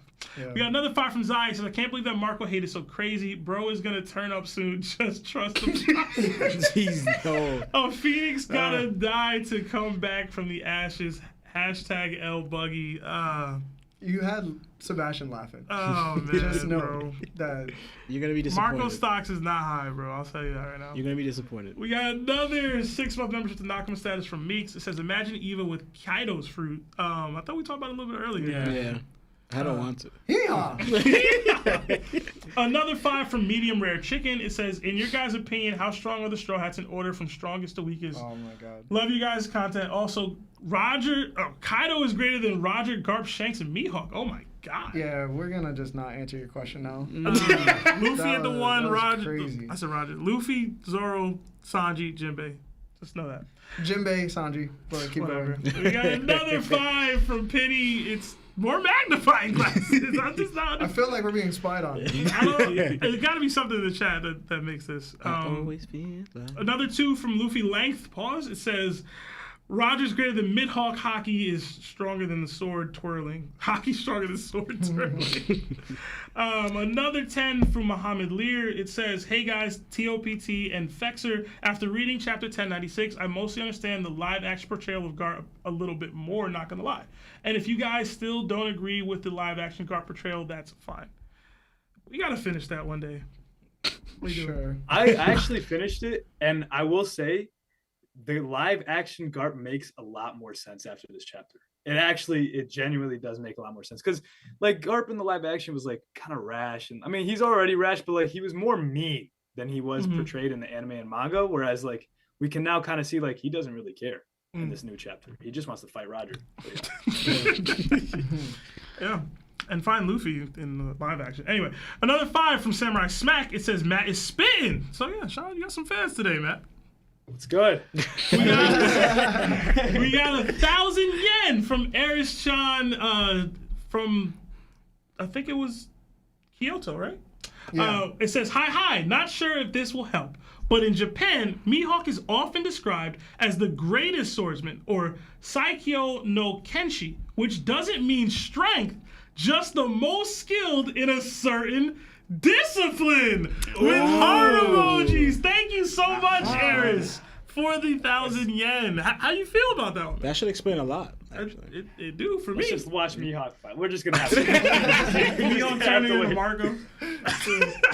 Another 5 from D-Trax96 says, humans are by definition creatures. Kaido's title is greater and more encompassing.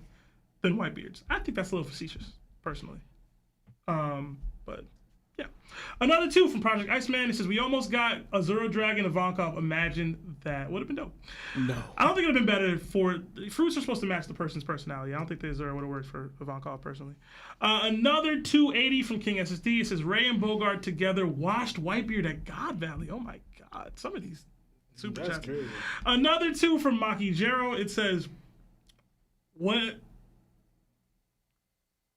We greatest of God Valley in a Garling or Saturn flashback? We get the rest of God Valley in a Garling or Saturn flashback. I kind of like Lionel's idea of a Rocks flashback, personally. Another 2 from JD McFly. It says, would the giant straw hat and emu has imply that Joy Boy is a buccaneer? Maybe. I think it might be a little big for a buccaneer even. It was pretty big. Another 5 from Aaron Yeager. BDA cooking a theory of Kuma transferring all his pain to Saint Saturn as a form of karmic punishment. Thoughts? Kuma truly has endured so much in life. I might like that. So he pops out and just throws it at Eam? All the pain at not Eam, at Saturn. Yeah, I like that. Okay. Kuma for Egghead. Another 10 from Jades. It said Jeeds. Yeah, Jeeds. It says he was onto something if Guinea is Luffy's mom, and that would explain Dragon's will. I'd argue Guinea is alive and driving Dragon forward. I'm just not with the Guinea is Luffy's mom stuff. Another 5. It's a bit outlandish. Another 5 from red-haired Apep. Yo, my first super chat. Been watching for a minute. Love y'all, man. Hashtag Buggy Gang. Hashtag Marv the Menace. Hashtag Sims for Seb. Hashtag Larry has goat takes. Thank you. Appreciate the super chat. Another 2 euros from Mr. Artistic J, but it's been retracted. Don't be wildin'. No spoilers, y'all. We got another 5 from Godzoro. Kuma doesn't need Riz. He's the mysterious silent type and 22 feet tall. Facts, bro. Kuma has Riz. He has Riz. Another 10 from Penny. Just magnifying glasses with an eye in front. Oh, that's Penny. Oh. Oh my God, that's the guy from my stream. Oh, How okay. do you always spam in magnifying glasses, bro? It makes no sense. How did you not get this correlation before, bro? Because I didn't hear the username. I was like, what's this guy spamming magnifying? And I'm like, it just clicked right now. Penny, bro, you got to stop with that. I don't understand. We got another 2 from Scooter Looter. It says, Fexr, you just going to let the Mihawk slander slide? Whatever, bro. We gotta get some Mihawk on panel, you know. The one thing I won't disrespect, Sanji lower than Jinbei, that's got to be satire. There's no way. I don't know how they feel about it, honestly. We got another 20 from Kevin G. Jinbei wouldn't have got one shot like that. Got another 20 from Kevin G. It says, got some extra cheese today.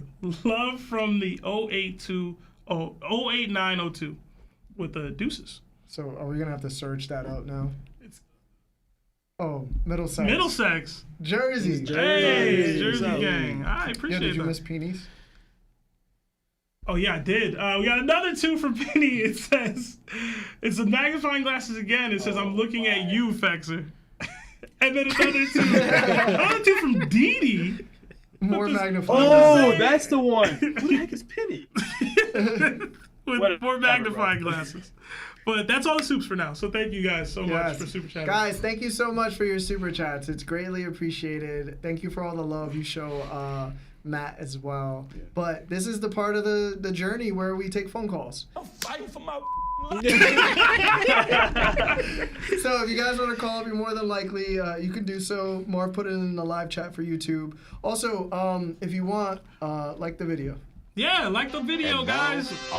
We're trying to get 1,000 likes on this video. Make that a consistent thing going forward for all of our live streams. So, like the video if you haven't already. Oh, there we go. Yeah. Hey, what's going on? This is Larry from that One Piece Talk. Who are you and how are you? Hey guys, it's Zach. Second time calling for you guys. Oh, thank you for calling, man. Thank you. What's up? So honestly, the past few episodes, you did pretty great. Like, honestly, it kind of made my days where things are pouring right now. So I do appreciate you guys. Oh, thank you, man. Appreciate you. I hope everything gets better with you, man. Yeah. Day by day. So I've been looking up a few things, and I got some receipts, but not fully receipts. It deals with Bonney, Shanks, and I believe Garling. So very interesting wise. So in chapter 595. We got first Bonnie basically getting captured by Blackbeard. Then afterwards, once Akainen comes through, he said, I have a cold shiver run through when I heard that you have ran away from the Navy. Now, from that end, I know a few chapters afterwards, you know, we got the Reverie, we start seeing Bonnie. Now, chapter 907, that's when we see Shanks. It's going to the 𝘗𝐲𝐽. Now, on that panel, actually, throughout the chapter, we see, like, you know, the big names getting dashed out, like, basically all the heavy hitters, they normally will get their name if they have a bounty and stuff like that. But Shanks is the only one that doesn't have anything. In the panel with Shanks was, we only see half his face, but not the face with his scar. Now, it all depends on if this been when Bonnie got captured either before this, working with the government, or it's after she got captured again. Now, I think with the 𝘗𝐲𝐽, they was trying to use Bonnie with her fruit and see if they could basically go into younger state and stay. But they used the Holy Knights as in guinea pigs wise. So when Garland showed up to, I'm thinking it's Garland that actually showed up to the 𝘗𝐽𝐽, because there's no name speaking, but at the same time as well, I believe the Holy Knights and the 𝘗𝐽𝐽 really don't have like too much of a connection wise. So I think Bonnie had used her ability on one of the Holy Knights. Then once Garland has showed up, looking at his face, realizes it's actually Shanks. So how do you feel about that take? So let me get this completely right. You're saying that the person we see talk to the 𝘗𝐽𝐽 actually isn't Shanks. It's a young Garling who's been used, that Bonnie has used her devil fruit on. That's what you're saying? Yes. Then afterwards, basically Bonnie's effect doesn't really last that long. So that's the reason why the government really doesn't need Bonnie anymore. Matt, you want to share thoughts on what you think about that theory? I'm not gonna lie, it's not. No. It's not clicking for you? It's not clicking? It's not. I don't think it's possible. Like, why would she just turn Garling into a younger version of himself? He said he was using him as a guinea pig, right? I got something for that. So now Bonnie's agenda was to basically rescue Kuma. Now, in order to get information of Kuma, they related to that Vegapunk did this. Now, that's why she was going after Vegapunk. Now, once she actually got the memories of Kuma, now she's going after Saturn. Okay. But then what I don't understand the benefit of turning Garling. Okay. Oh, I understand. I just got it. Okay. I don't think it was Garling turning young. I don't think so. I think it was just Shanks. He's a rat. He's a snitch. We don't know what he was saying. All right, we don't know what Shanks was. The hate, bro. But honestly, it kind of makes, like, I know everybody's like, when we first saw Shanks at the 𝘗𝐽𝐽, everybody was like, you know, basically bad match of Shanks, and we're trying to figure out if it's Blackbeard's talking about, Luffy's talking about. But what if Garland realized, looking at his face, realizes actually his son is Shanks, and want to know about, let them know that, hey, I want you to know a pirate is actually Shanks. That's my son. You know, low key, y'all know me. I'm very accepting of almost any thought process as long as I don't fully am against it. I can see it. I can see it. I don't believe it, but I can see it. But like I'm thinking. But then, go ahead. No, I was gonna say. So do the 𝘗𝐽𝐽 know that it's Garling? Because their response, since it's you, we'll hear you out. If it was, Garling, I don't think they would have responded to him that way. They'd be like, "Oh, what's up?" Because Sengoku had a similar response to Shanks, the same way at the Marineford War. And that's since why it's they you. stopped. And that's what I was looking up to during that whole phrase with the Marineford wise. But at the same time as well, Shanks is a Yonko wise. And when it comes down to Yonkos, the government really doesn't officiate with the Yonkos unless they have an order to do so. but because they're basically the Yonko is to help kind of keep the power and sense away before they abolish the warlords. I think the timeline might be a little off on this too, man. Ultimately, I mean, Bonney was here as the Queen Dowager thing or whatever, but like, don't we see Garling basically around the same exact time frame? Oh, I guess it's a short period of time that you're young for, right? We don't have. I'll shut up. But Vex, it's a pretty dope theory to me, honestly. I haven't heard anybody with that, so I like seeing new ideas or hearing new ideas. So. Yeah, but at the same time, we're looking at Oda. We won't really see anything until later, so. Mm-hmm. Well, yeah. Appreciate the call, man. Yeah.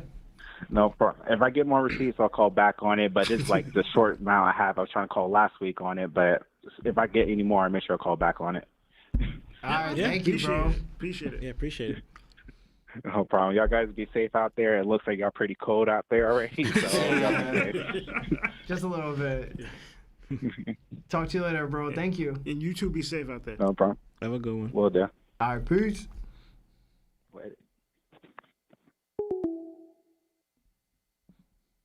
I can see it. I never thought of that ever. I can see it. Hey, what's going on? This is Larry from that One Piece Talk. Who are you and how are you? Yo, this is Andrew. Andrew, what's up, bro? How are you? Yeah, I'm doing good, man. Just got back from school. Nice, man. What's up, man? Talk to us. I'm doing good. First of all, I'm gonna say I watched last week's episode. Lawrence Wyland for that shit he could run the chest. The children in the chest. Yeah, he was wild, Yeah. bro. Yo, Lawrence is just with his kids, and he's just like, "Hey, I'll see you in like 3 years." Don't put that on me. It's the Celestial Dragon are sick and twisted, man. It's not me. Mm-hmm. You don't want putting kids in chest, bro. Hey, you just say like, I'll in 20 years I'll see you. It'll be fine. And also, just one thing I want to say, y'all were talking about Rocks and being Buggy. Do you know who's Buggy? That's Struzan. He acting like he's part of the team. That is true. Andrew, what's your question, man? So this is gonna be I think I got a good question. So I was watching Water 7 with my friend, and we were having this debate regarding the Go and Marry, and ultimately who was in the right. So regarding to like the Going Marry, who do you think was in the right? Is Usopp, Luffy, or neither? Regarding to what are they going to do with the Marry? I'll pass it to Matt again.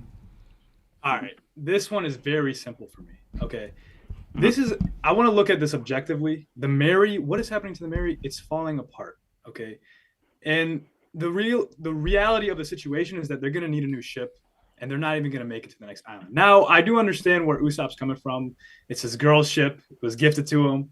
So he's got attachment to it, and all the Straw Hats got attachment to it. But we know that,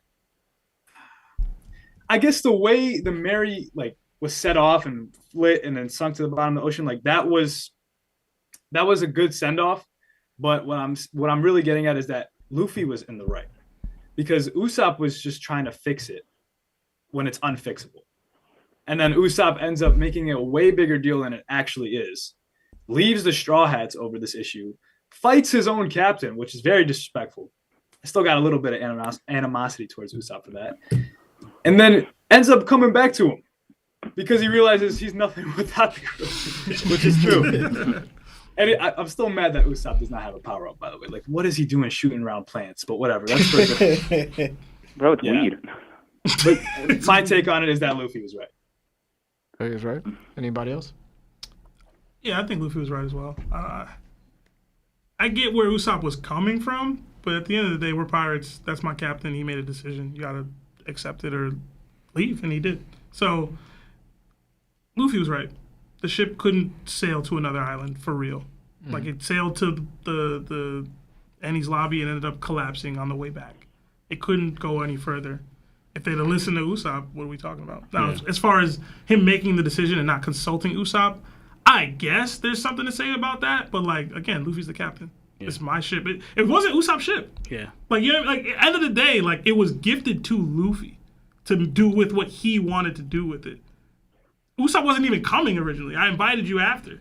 Yeah. I had already gotten the ship. Mm-hmm. Right? So it's not Usopp had no real say, and I know they're friends, and I know that's the dynamic that they had, but like, there's no avenue where it's like, well, Usopp was right to me. Luffy ship, he's the pirate captain of that crew. He made a decision. Should he have consulted Usopp before he made it? Maybe, but I'm the captain. I don't have to do that. So.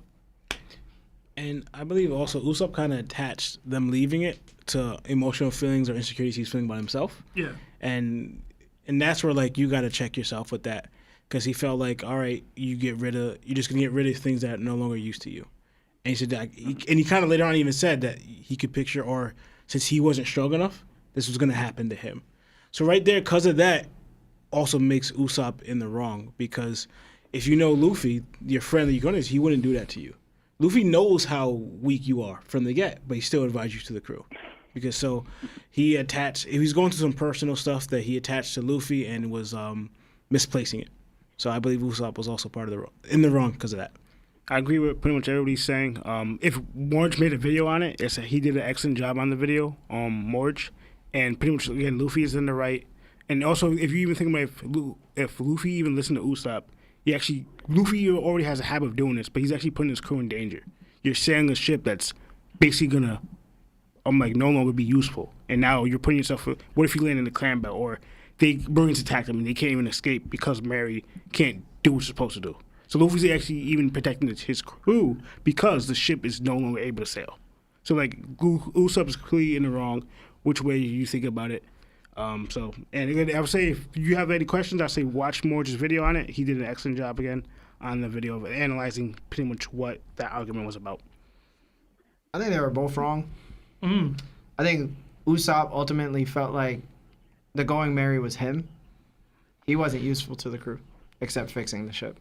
Once the ship was gone, he didn't have any more use in the crew. That's basically what it was. For Luffy, he was wrong because he didn't know how to be a captain. He wasn't a true captain the whole time until they got to Water 7.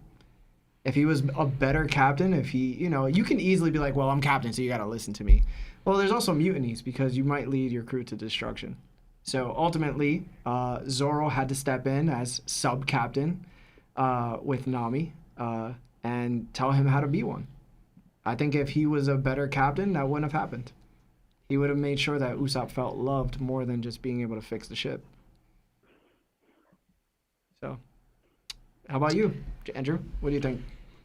Yeah, for me, I was, just like everyone said, I was more in the right regarding Luffy, but I do understand Usopp's perspective, because thinking back is that he got beat up like twice, and also I think what was it called, the spirit was called the 𝚘𝚘𝚪man. 𝚘𝚘𝚪man. Yeah, 𝚘𝚘𝚪𝚪man. 𝚘𝚘𝚪man, yeah. So obviously he was more personal to the shit and to the Going Merry, and when they were saying like, yeah, we're gonna get a new ship, and I feel like there was like a lack of communication, and so like maybe it's just the way that Luffy portrayed it almost sounded like they didn't even care. I mean, they did care, but they ultimately had to go and decide like, yeah, we need a ship, like, and then Usopp took it like personally because he went through this big trouble with the money, and he ultimately he lost it in realizing it would have not amount to anything. So for him, he took that most personally, and at the end, he tried to fight back, and he said like, "Hey, we can't do it because him and the Going Merry were connected in some way, especially in Surf Village when he got it." And so, I was getting to my point. I do agree that Luffy was in the right in that situation, but I also understand like Usopp's perspective regarding to the whole situation. Right. Yeah. Well, Andrew, appreciate the call, man. Yeah. That was a Thank good you, one. bro. Got me Yeah. thinking back to Order 7. Oh, yeah, no problem. Yeah, it's been like 4 problem. weeks. You've asked banger questions. Yeah. Yeah. Also, one thing: Thousand Sunny, no dips of Going Merry. X. Oh man, we got a question in the chat. Do you guys think the Sunny is gonna make it to see the rest of the journey? I think it does. I think so too. Yeah, it's made from the same wood that Roger's ship was made from. Yeah, definitely. Yeah. It's built like that, except Mary's not built like that. Yo, lay off Mary, man. Go I ahead. love Mary, but she wasn't built like that. Also, Uggy Gang. Have a good night, Andrew. Thanks, Andrew. Later, bro. Yeah, Marv, we'll leave it at that. How many super chats we got? Just the one. All right, just read that one. Yeah, actually, no, I'm lying. We got another one. We got another 2 from. Did I read this one already? From 𝙏𝙠𝙨? I don't know. That's why I told you to like it. It's a bunch of magnifying glasses 𝙏𝙠𝙨, again. man. Yeah. 𝙏𝙠𝙨. We got another 7-month membership to Nakama status from Plagon. It says, just stopping by to say what's up. So what's up, gang? What's up, Play? We got another $10 from Buggy the Dragon. It says, sup, guys? Is it just me, or have the call-ins felt like something is missing without Broker? Hope he is okay. Can't imagine the hurt he is feeling. I am on fire for best TOPT moments of all of Broker's theories. Yeah, I mean, we miss Broker. Hopefully we can get in touch with him again soon. I did text him on behalf of the TOPT family to wish him the best regarding his situation. I don't want to force him or have him any pressure to have to come back and call if he's not feeling up to it right now. Yeah. So, Broker, if you hear this, we miss you, but take all the time you need, bro. Yeah. All the time you need. Yeah, if you guys haven't liked the video, please like the video. But for now, we're going to close up the calls. I just want to give the floor to the main man, Matt. I just want to say thank you for coming through, brother. I appreciate you for jumping by. I appreciate you as a guest. Let everybody know, I know you had a theory, actually. Yeah, Did with you the want to chest. say that? Oh yes, the chest theory. So basically, I want to say like what was in the chest. So obviously we know one of them, for some reason, there was actually one kid in there, Shanks. So we know that. Roger found him in his chest. The other 2 we know is, what was it? Paw, Dragon. So we got 3 down. Then we've got what I think is Whitebeard did not actually have his fruit. I think Quake was in one of the chests. That was And my then I guess, think too. The Nika fruit was in there, of course. And then the last chest, I think, was the Yami Yami no Mi. So those were the 6 things I think were in the chests. I don't know why on the Shanks Nico was in one. the chest, though. That's what I don't get. I have the pushback on the Nico one. I just don't think they would put it up that way if they Know about it? Yeah. Unless those chests are what they stole from the God Valley. I mean, from Beehive, personally. So if they stole those from God Valley and brought them here, and that's why something like the Nika fruit would be on display. But the Gorosei wouldn't be out here like, oh, let's put the Nika on display. I don't see that. They were looking for it. They were looking for it forever, and they are trying to eliminate it and everything, right? Like, I don't see them hosting this game with it as a main focal point. But I could be wrong. They have done some suspect and stupid stuff in the past. But I like the other pieces of it. The Whitebeard one. The Yami Yami, I'm a little whatever. Iffy. But mostly because they just never talked about the Yami Yami. But I guess it doesn't mean it couldn't be, right? So yeah. Well, I appreciate you guys for on short notice letting me on. It was really cool. It was really good. Yeah. Very good time. Fun time for sure. Yeah, I hope you had fun, man. Yeah. You're our first virtual guest, so I hope you enjoyed it. Normally we have you here and then we'll take you out to dinner. If you're ever in the area, we'll definitely hook you up, bro. But I thought this was great. I thought it was fun. I keep looking to my left and I see you. It's just funny to me. Yeah, I will let you guys know if I'm ever in the area, because I like I told you, I've only been there one time and it was like a very long time ago. Okay. And it wasn't even, it was like Cooperstown. Cooperstown? I've never even heard. In Jersey? No, New York. Yeah, New York. Yeah, it was Cooperstown, New York. That was like near, kind of. Not even. I've never been to Jersey. Yeah, it's not like New York, I'll tell you that. Yeah, no, it's a lot like calmer and less dirty.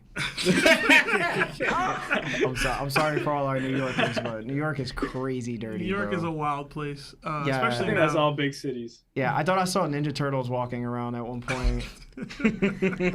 Crazy. I really don't like that guy. But yeah, man, I hope you had a fun time. I know we did. Is this like, I know that you always you have other people that you collab with. I know there's like a Discord that you have that you've linked up with like other content creators. Has this ever been like something that you guys done before or like wanted to do, where like it's like a podcast setting? We've had discussions about it, Uh-huh. but we haven't gotten. I would say like it's like in progress, but it's beginning stages. Yeah. You know, like we all live completely different areas, so it would have to be virtual every time. Which I mean, we could make it work. I mean, we just made this work. Yeah. Yeah, we did. I think it's definitely possible, but we just have to talk about it a little more and plan.